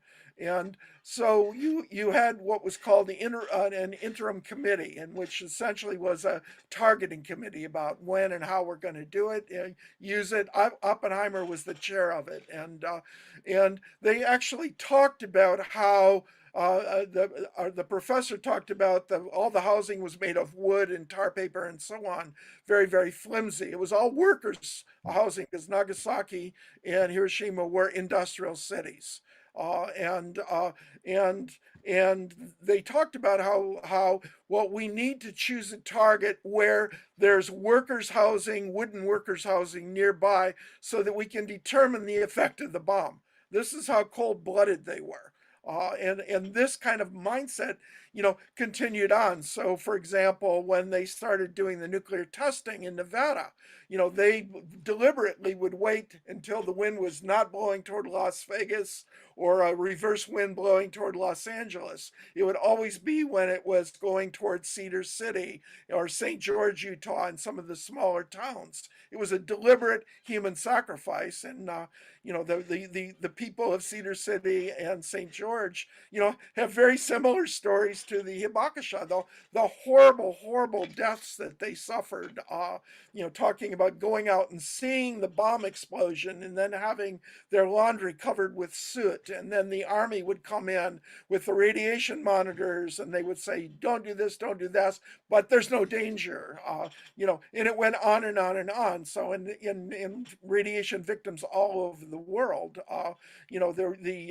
starting with the uranium miners in the Congo, and the uranium miners up in Alberta, up in Canada, the indigenous, mainly indigenous, they suffered horribly. And the powers that be knew this because they had done studies on Czechoslovakian uranium miners back at the turn of the 19th, 20th century, and they knew exactly what was going to happen. So, and it continued on and on and on. The Marshall Islands, Tahiti by the French, Australia by the British, Algeria by the French again. So it was on and on and on and on and on. And so I could talk a long time about this, but going back to the Hibakusha. So the Hibakusha, the Nihon Hidankyo just had their 70th anniversary. And the reason why it took 10 years after the bomb for them to form a Hibakusha organization was there was an extreme form of censorship under the auspices of the occupation. So, and I'll just give one example of how extreme this censorship was. I give two examples. So one example was that the physicians in Japan uh, immediately went to Hiroshima and Nagasaki to offer medical assistance, and they became the world's foremost experts on radiation sickness, radiation disease of various kinds, and how to treat it. And they were doing a very effective job. The U.S. government came in, shut down their practices, confiscated all of their medical records, and basically forbade them to continue to do their work. And thousands upon thousands of Japanese died as a result of that censorship. The other aspect of it was an organization called the Radio Effects Research Foundation, RERF, and that was imposed by the authorities to study the victims of Hiroshima and Nagasaki. So they would literally go into the schools, elementary schools, high schools, round up the kids, bring them in. They would coerce, they would order people to come in to be examined. So one of the mandates was that the doctors could examine the people, they would take notes of the people, they could tell the people, you know, if you had leukemia, they could say you've got leukemia, but they were absolutely forbidden from giving any kind of treatment. And the idea was that if there was any treatment given, that would imply some type of conscience about dropping the bomb. Susan Lindy wrote a really good book about that. That was her dissertation. So I just wanted to, you know, these small facts, you know, leading up to where we are today. And just to comment on this current situation, I'd like to point out that the Nuclear Posture Review, since George H.W. Bush, I think that would be the turning point. Every president since then has lowered the threshold to nuclear war, starting with Bill Clinton and then continuing on. Every single one lowers the threshold, so it becomes, you know, we won't use it against nuclear powers, and then, well, we'll use it against nuclear powers only if they do, you know, use chemical weapons. Then we'll only use nukes in the case of surprising nuclear developments. I think that was under Clinton. So time after time. So with Trump, what he's talking about now, this is nothing new. This is just a continuation of something that's been going on forever. And then my last comment on all of this, and I have a lot more comments, but my last one is going to be about this new nuclear posture review and going back to tactical nuclear weapons. And to be clear, there is no distinction between tactical nuclear weapons and strategic nuclear weapons. Nukes are nukes. And this idea that, you know, we're going to use nukes on the cheap, which, by the way, has always been the rationale. Nukes are cheap, and, you know, we're going to save a lot of money. So their idea now is, well, we're just going to use tactical nukes, you know, against China, against or we're going to use tactical nuclear weapons against Russia, and you know, and we'll be able to control it, and so on. Well, you know, the bottom line is in response to Obama's nuclear buildup, China is engaged in a big nuclear buildup. And I flatly guarantee you that if we use tactical nukes against China and Russia, you know, they will use strategic nukes against us. And there is no question about that. So, and I'll stick around if anybody has any questions. And thanks again for providing this opportunity. Thank you very much, John, for your contributions and your expertise in this area. And I think there already are some questions coming in, so thank you very much. Next, I'd like to bring in Jack Gilroy, who has been on a number of the IPCs lately, given all of the work that he has been doing and pulling together a letter to Archbishop Wester. He's with Pax Christi, New York State Council, Veterans for Peace, and Ban Killer Drones. Thank you very much, Jack, for joining us. And I'll also post the link to the letter in the chat, and I'll bring it up when you want me to. Just let me know. Thank you, Anastasia, for sure. And I'm not forcing a smile. I guess I am smiling because it's pretty grim stuff that we've heard, right? Starting with Helga, and then with Dr. Mir Como, and then Dr. Postel, all in you know, our last speaker as well. I think what we're all saying, all of us are saying, is that we're in a dreadful position. What I have to propose and what the Veterans for Peace is proposing in Pax Christi, and of course the Schiller Institute that has been helping us right along to develop this solidarity, is an urgency, an absolute urgency for diplomacy. We can talk about all the history, that we can think of, and I know a lot of it because I, for many years, was a history teacher. But I think what we have to do is, what are the options open to us? What possibly can we do? Is there anything out there? Well, I think there is. And in a minute or two, I'll try to explain for those who don't know the relevancy between the Cuban Missile Crisis and the present dreaded crisis that was just said to be even more dangerous than the Cuban Missile Crisis. I think we have to look upon who are the moral leaders. Who are the moral leaders, like during the Cuban Missile Crisis, were willing to speak up? We have not seen those people except for certain individuals like the Archbishop of New Mexico, who, because of his position just being in Los Alamos, has, of course, some reason to fear the horror of all that has been already said here and all that we know of that is connected with nuclear weapons. The only possibility seems to be a moral sense that it was touched upon, and especially by Dr. Miracomo, who saw the morality of this in her film 815, really comes very much to home. What about basic morality? Are we saying that the leaders of the world just have no morals? We may feel that way with especially one, but we have to deal with them all. We have to deal with all of those, and therefore we are urging this outspoken individual, Archbishop John Wester, who has developed even pastoral letters dealing with nonviolence, dealing with the fact that we must have abolition of nuclear weapons. We're dealing with that. We're dealing with my professor, for example, who became an advisor to JFK, a spiritual advisor, Richard McSorley, S.J., who, when I graduated from the University of Scranton, he was my professor and mentor. He went on to advise President Kennedy, Robert Kennedy, and he became, of course, the spiritual advisor and became even the individual that young John and Carolyn were entrusted to for several days after the assassination of JFK. JFK had stated on June 10th, 1963, that total disarmament must come about. He became a target of those same individuals who are today, of course, doing repeat business. The only way they can keep up is for more war. So we have an urgency for Archbishop Wester to please try to contact the American Pope.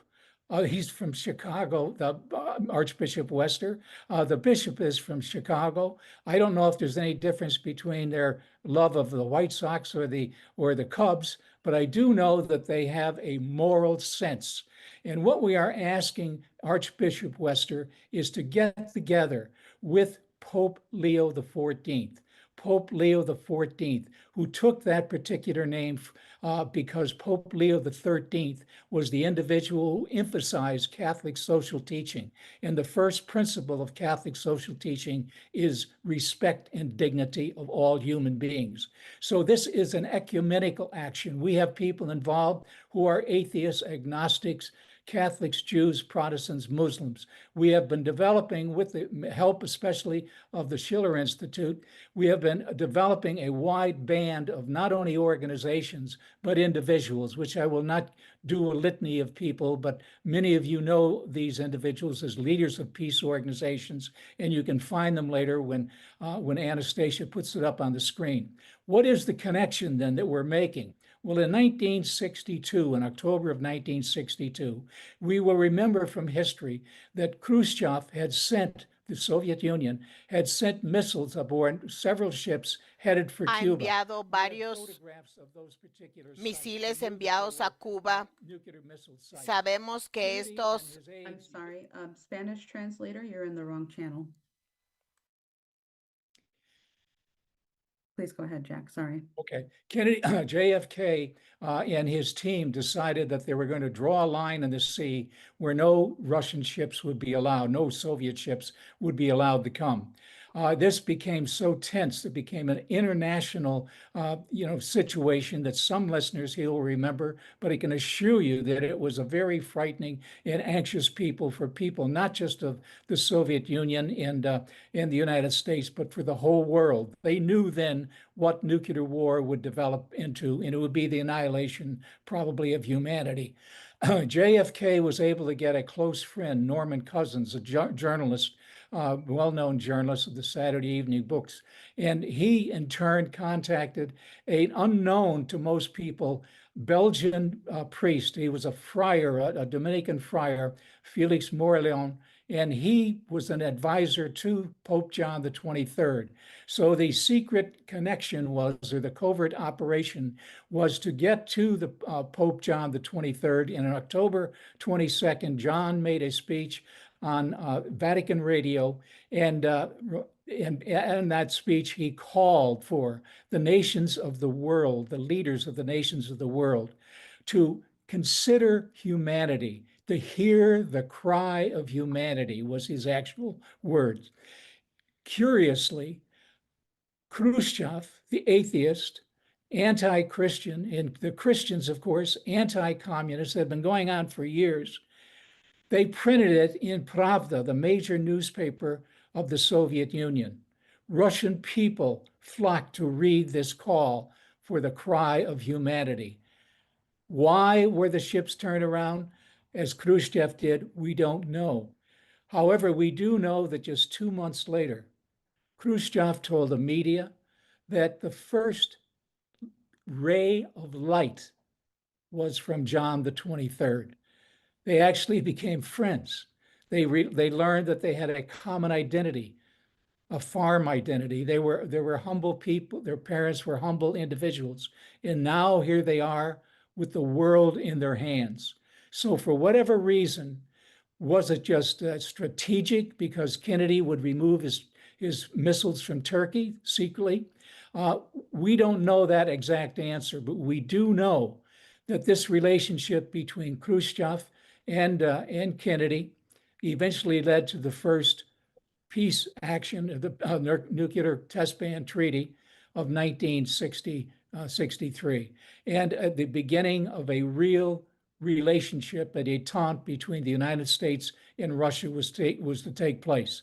In my view, it did not take place because the individual responsible had to be killed, and that was John F. Kennedy. So we're asking that a repetition of this may not be exact. The situation is different, but now it is probably even more dangerous with Poland asking for nuclear weapons along the border of Russia, with Lithuania asking for nuclear weapons along the border of Russia, with Finland about to change their constitution so they can put nuclear weapons along the border of Russia.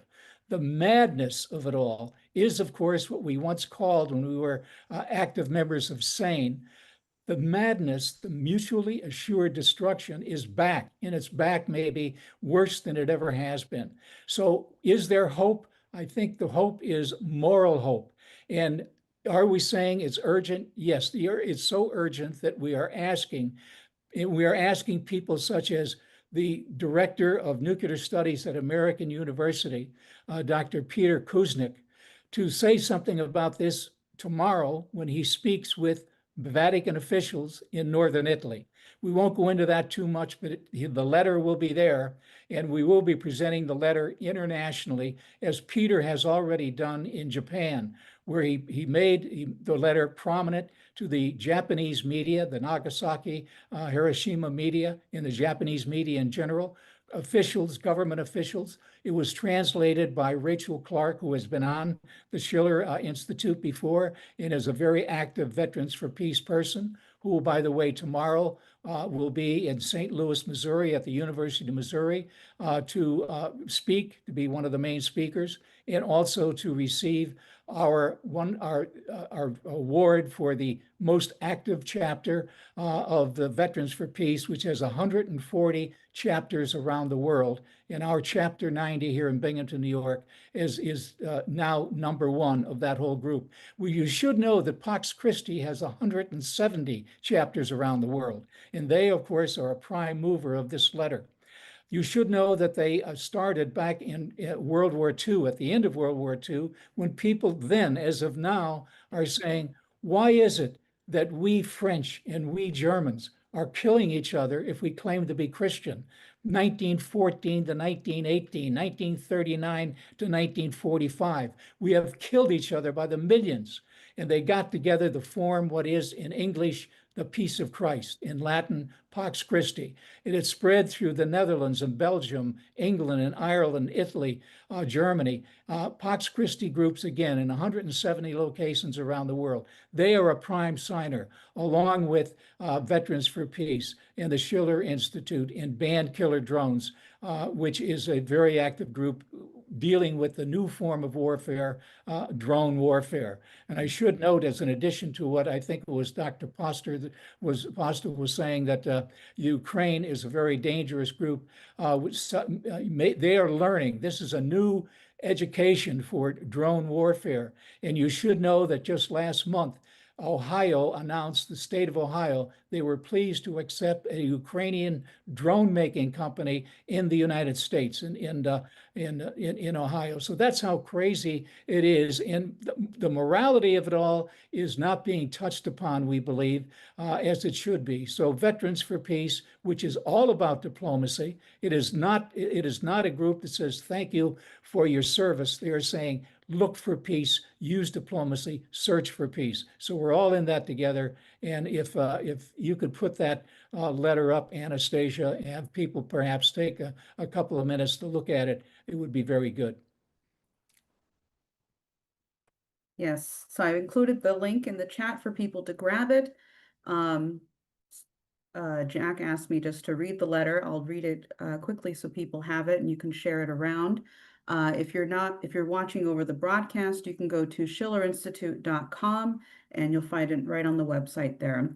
So it's titled Letter to Archbishop John Wester to urge Pope Leo XIV to call for a peace conference. Dear Archbishop Wester, congratulations on being named Pax Christi's USA's Teacher of Peace for 2026. It is such a well-deserved honor. Ever since your first trip to Japan and your pastoral letter, Living in the Light of Christ's Peace, a conversation towards nuclear disarmament, you have become a leading voice for the abolition of nuclear weapons in the Catholic Church and throughout the U.S., establishing the Partnership for a World Without Nuclear Weapons. Has extended that reach even farther.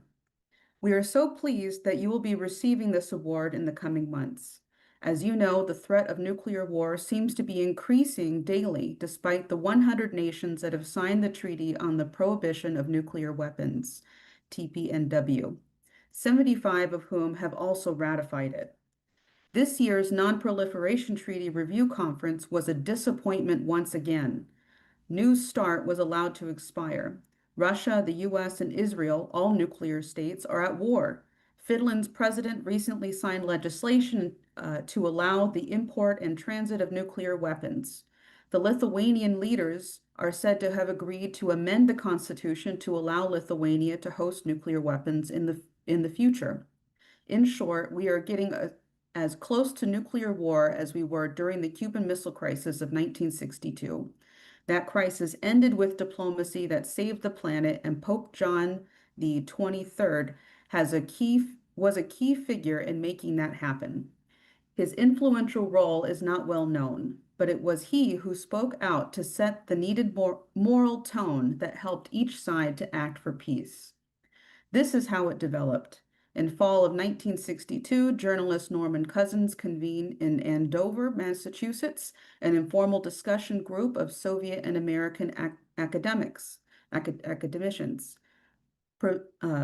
Providentially, they met on October 22nd, the evening Kennedy addressed the nation to the Soviet nuclear missile threat in Cuba and ordered the Navy to intercept any additional shipments. Included among these invited by Cousins was a Vatican advisor to Pope John the 23rd, Reverend Felix Moreland. He asked if a papal convention might help defuse the situation. Cousins phoned the White House, a Soviet member of the informal group phoned Moscow.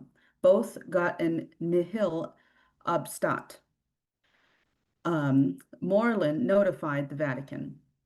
On October 25th, Vatican radio broadcast a strong appeal by Pope John for peace to world leaders, in particular Kennedy and Khrushchev. It stated in part, "With your hand on our conscience, may each one hear the anguished cry which is raised to the skies from all parts of the earth. Peace, peace. We renew this solemn plea today." Pravda immediately printed the Pope's message with the banner headline.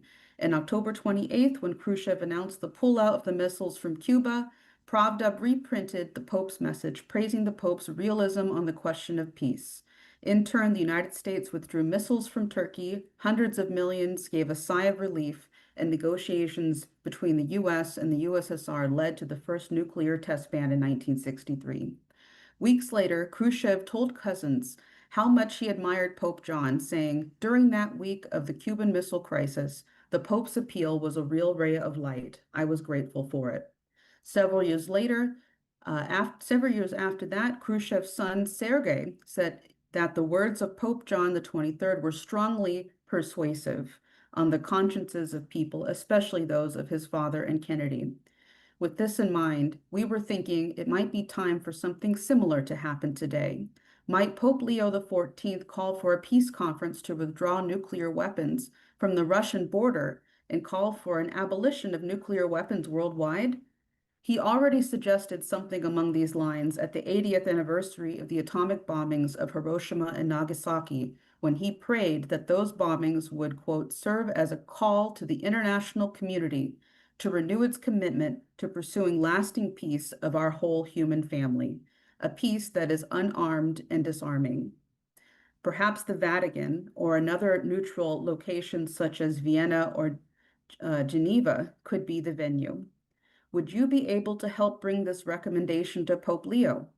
We believe you, we believe you, as a strong and highly respected advocate for the abolition of nuclear weapons, would be the ideal diplomat to encourage Pope Leo to bring heads of state, Putin, Trump, and Xi Jinping together to plan an end to nuclear weapons and to pave a new road of economic conversion from a war economy to economic development for all people everywhere.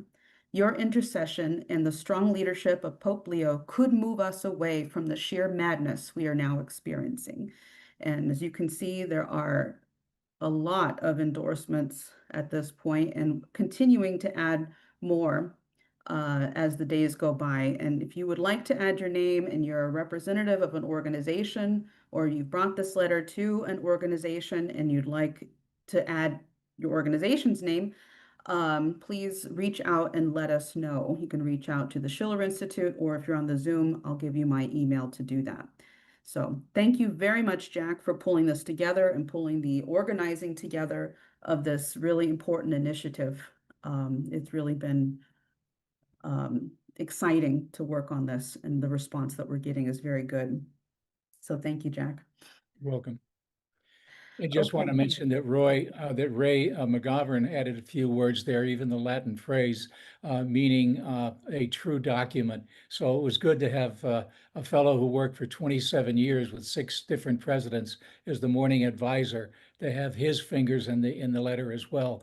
But thanks so much to Ron Bettag and to Elliot Greenspan and to Dennis Speed, because all of them have worked, and Ron has been really making a good calculation of all of the incoming people who are signing on. So thanks for that great solidarity. Good work to all of you.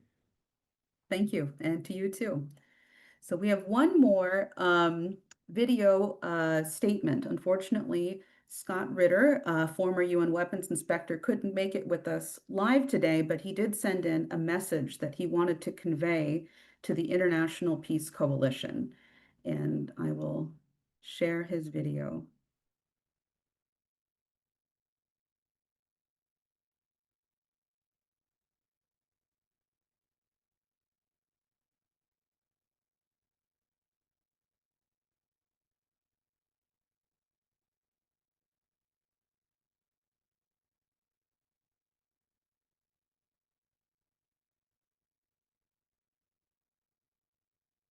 Hi, Diane Sears asked me to put together a short video in lieu of an in-person appearance at the discussion group today about the danger of nuclear war.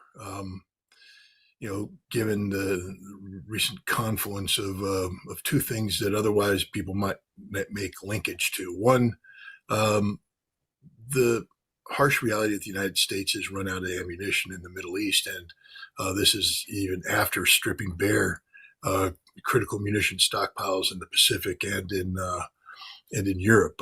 There are many people opposed to the conflict who praise this outcome, and because without weapons, it's hard to wage war, and that's always a good thing, especially when the war being waged is a illegal war of aggression that has no justifiable root cause. That's how you define the American intervention in Iran. But it's a double-edged sword, you see, because by stripping bare America's ability to wage war in Iran, we've also gutted America's ability to project conventional military power in a meaningful fashion in the Pacific and in Europe. Now, some people might say that's a good thing too. Not really. There might be people out there praying for the demise of the American empire. I'm not one of them. I'm hoping for America to transition away from empire into being a responsible member of the international community. But I'm definitely not looking for America to collapse at any time. And one of the reasons is that you don't want to engender a vacuum of normalcy. You don't want to create a situation where the world order is collapsing, because with that comes unpredictable results. Especially if the United States, and you see the potential of collapse. You see threats from China against Taiwan. You see threats from Russia against the Baltic. It doesn't matter if these threats are real or can actually be manifested. It's perceptions. Perceptions create their own reality. And in the United States today, there's a recognition by those who make defense policy that the United States has lost its ability to sustain conventional deterrence in both the Pacific and in Europe, meaning that there's a fear that China and Russia will seek to take advantage of this new reality of American conventional weakness. So how is America responding? Well, we see the Trump administration responding in a way that was eminently predictable.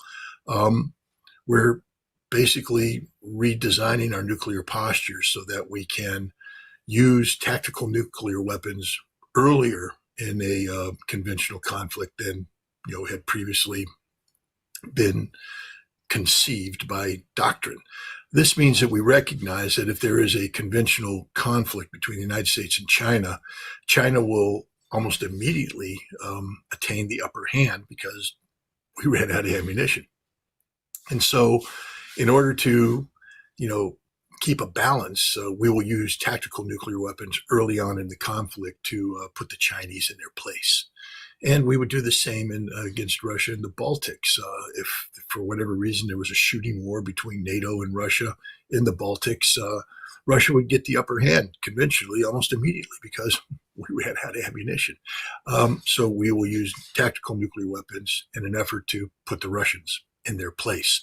The problem with putting either the Chinese or the Russians in their place is that they both are nuclear powers in their own right with respective nuclear doctrines.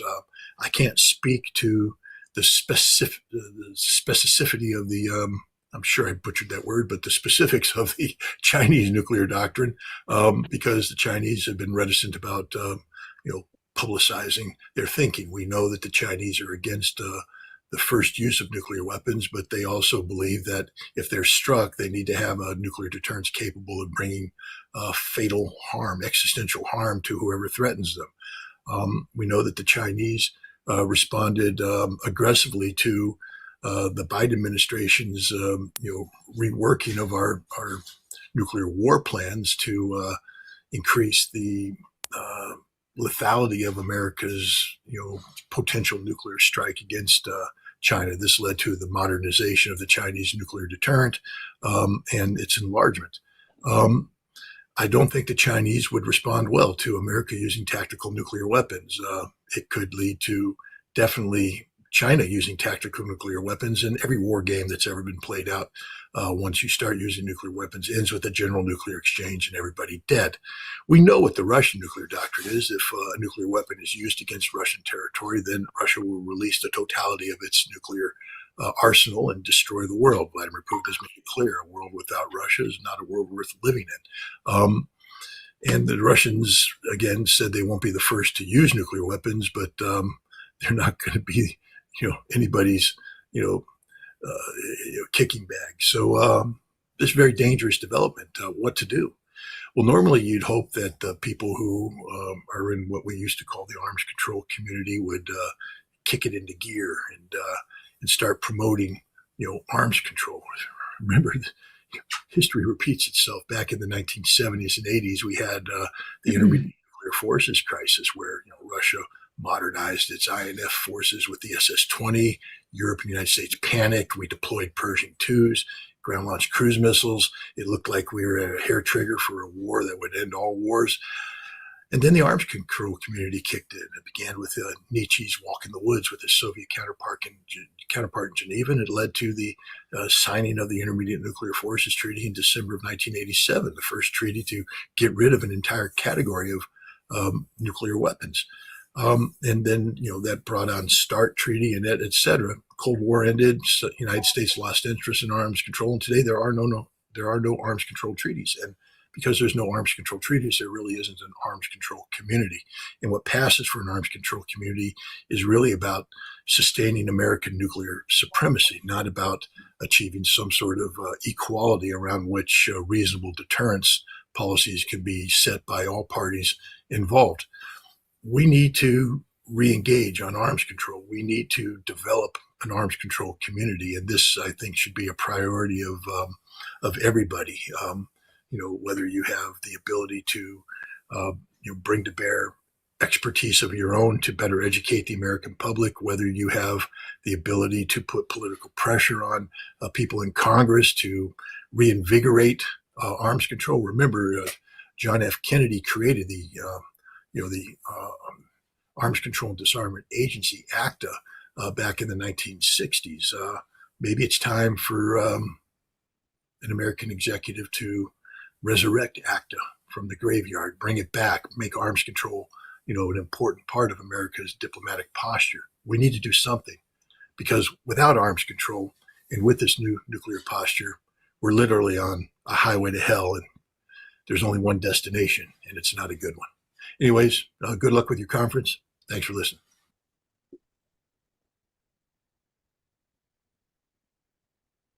Thank you very much, Scott Ritter, for sending in that statement to the International Peace Coalition. And as expert former UN weapons inspector, you definitely hold a lot of weight in what's going on in the world. So thank you again, Scott.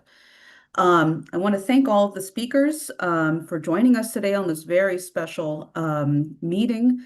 And what we're going to do is I'm going to transfer over to Dennis Small to ask a question. And take it away, Okay, Dennis. very good. As undoubtedly everyone has realized, this meeting has taken on a different character and a different format than usual. And I think that was a very good thing, given the gravity of the situation and the importance of the contributions made. So we're really only going to have time for one comment question, which I will then ask each of the remaining speakers who are present, John, Jack, and then Helga's concluding remarks, to respond as they choose, but in particular with this in mind. This is directed to Helga in particular. Also with an idea, we really have to conclude this meeting at 1:30, another 12 minutes. So this message was sent by a 94-year-old nun in Spain who, when she was able to, was a frequent participant in the IPC meetings. And she sent this to Helga, and this is, mind you, I'm going to read about 3 paragraphs, bear with me, of what's like a 10-paragraph message, which Helga, you'll get the whole thing. She says the following: I would ask Helga if anything can be done to put an end to the power of the Anglo-Saxon elites, because these elites are the ones who plan the wars and all this global chaos caused by the capitalist system. These elites wield the power of money, the power of large multinational corporations, the power of militarism, the power of pharmaceutical companies, and the power of the media. and this power is underpinned by ideologies with satanic overtones. Until now, they have been the masters of the world, and they will not allow any other power to exist. But they are completely unaware that there is something, capitalized, something more powerful that lies beyond their comprehension. They are completely blind. That something is a great mystery impossible for the human mind to comprehend. It is the infinite in all things, the infinite source of all that exists. And what exists is subject to constant change. Only that something is eternal. And what emanates from it begins and ends, comes and goes, appears and disappears, is born and dies. Therefore, empires rise and fall. That is what is happening now, the collapse of the Anglo-Saxon capitalist empire. But the powerful elites are possessed by darkness, which is irrationality, stupidity, and madness. My question is, how can we defeat these minds? How can we fight against the darkness? You, Helga, will tell me, by bringing light. The more light, the less darkness. So I wonder, where is there light in our world? And the light to see what? What is it that we need to see? Despite everything, there are many people who are searching, restless in their quest for the truth, who are relentlessly forging ahead to find that something greater than everything else that can make us truly happy. Many find it through suffering or suddenly as a surprise, like a radiant gift. We all search for it but feel all too often missing the mark. This is what I want to say to the friends of the Schiller Institute and the LaRouche movement. I recognize the very important work you are doing, and I hope that your ideas and plans for a world of peaceful coexistence without wars or domination will become a reality. From a 94-year-old nun who is as active a member of the IPC as possible. So, John, you have a couple of minutes. Well, no, I'm not going to take a couple minutes. I think that's that our letter writer makes a very good point.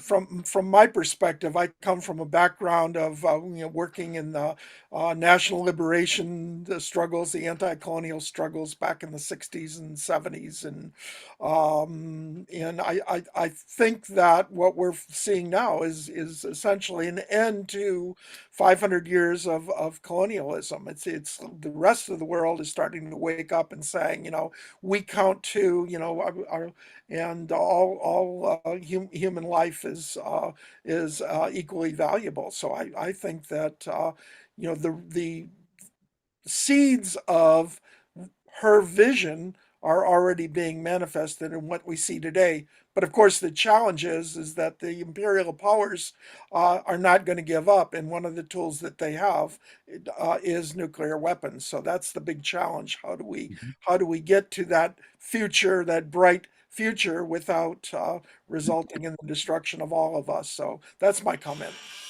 Good. Thank you, John. Jack? No, I just feel very good about that letter, because I think it focused pretty much on what we are saying, that not just the International Peace Coalition and Veterans for Peace and Pax Christi and ban killer drones. We're all pointing towards some sort of solution, which is a sane solution.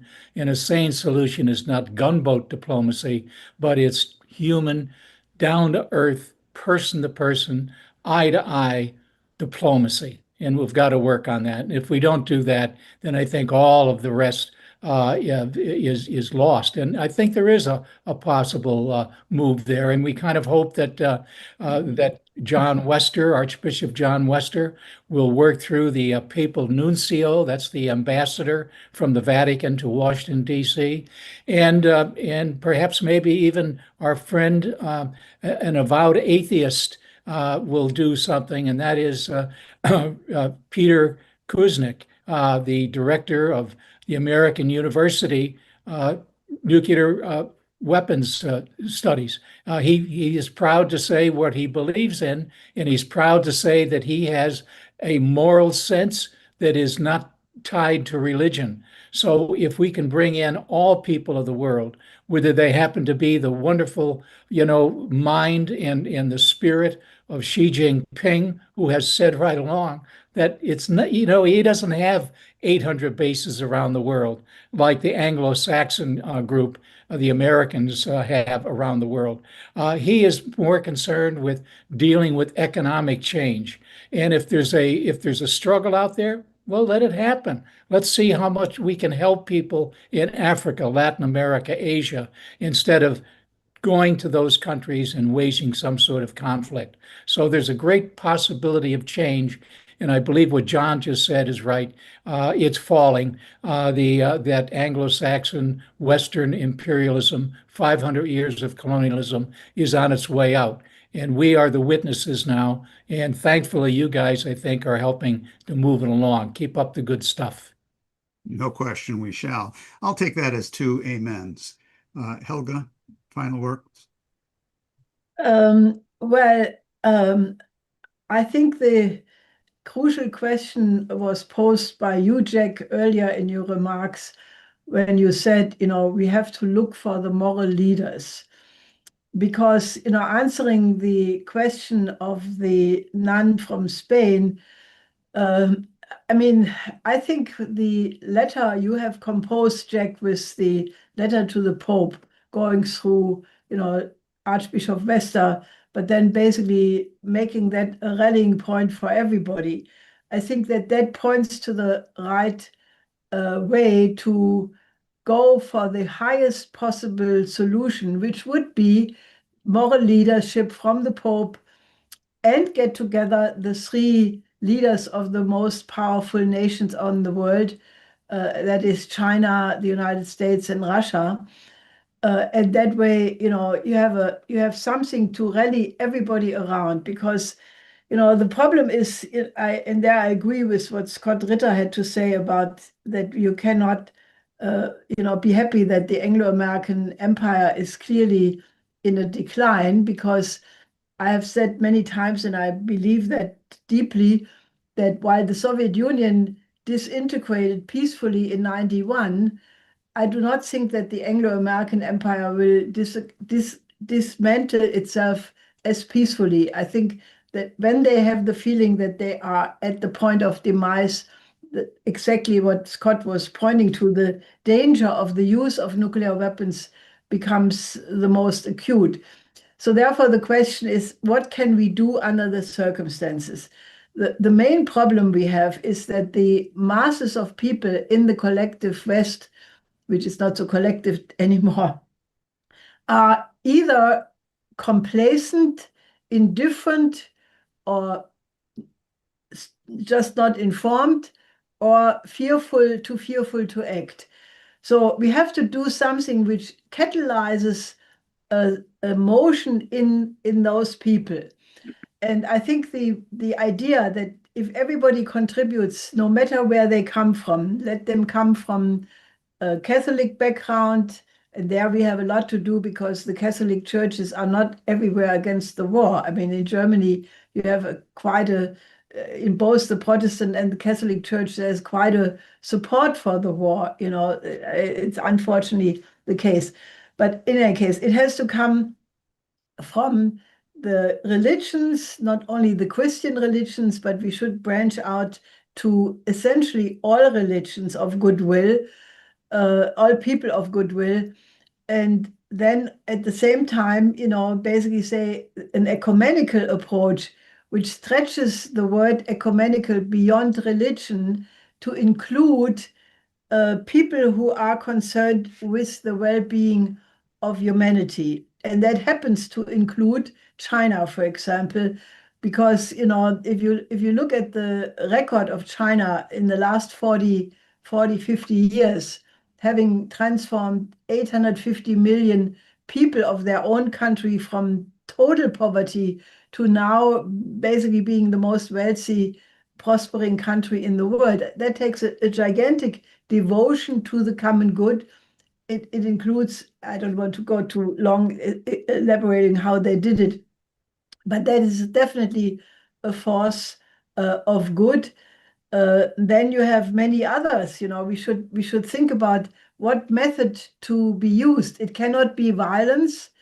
It cannot, in any case, add to the already escalated level of violence in the world on all levels, from school shootings to the level of aggressive wars. So we need to go back to the theories of Mahatma Gandhi, Martin Luther King, Nelson Mandela, except that, we do not need armed resistance for this because, for the reason of nonviolence, which I just mentioned. But it needs to be also, to appeal to that. And that is what this beautiful nun from Spain said, this internal better quality of man, where man is in the image of the living, is the living image of God, imago viva Dei. Because if we do not evoke that absolute precious element within each human being, which does separate us from all other creatures, people can love their pets. And, there's something very beautiful in pets. But, it is only the human being in the image of God, the Creator, which, makes us creative. And that is what is so precious and what is being in danger of being trampled upon and eradicated with all this violence, pornography, perversion, and all of these things which are satanic in our present environment. So it comes to the question of elevating people, ennoble people, appealing to that which makes them participate in the eternal chain of human generations, where each of us has the absolute obligation to contribute something to make the next generations live more rich and better in wisdom, in creativity, in having access to the beauty of this universe than the previous generation. So we have to appeal to that love for mankind. I believe that without evoking love for mankind, we will not succeed. So I can only ask all of the participants and listeners of this discussion, take this letter to Bishop Vester, get it around, get the program. This time we will have the entire program of the IPC as a video. Get it around so that people can listen to the arguments, what we are fighting against, the danger of extinction, the memory of Hiroshima, the parallels in the present, the dangerous situation we are in, the demands of this changing world situation, which does require that each of us act and not sit on the fence of history. But, so if everybody would start to become an organizer, appealing to the Pope, so that the Pope would be surrounded by an ever more powerful chorus of voices, from Africa, from Latin America, from Europe, from Asia, all demanding that he take this role. And I'm sure that Putin would react exactly like Khrushchev did. And, I think that Xi Jinping would also listen. And I think then we could convince President Trump that he, who set out his second term to bring a better relations with Russia and China, that he still could do that.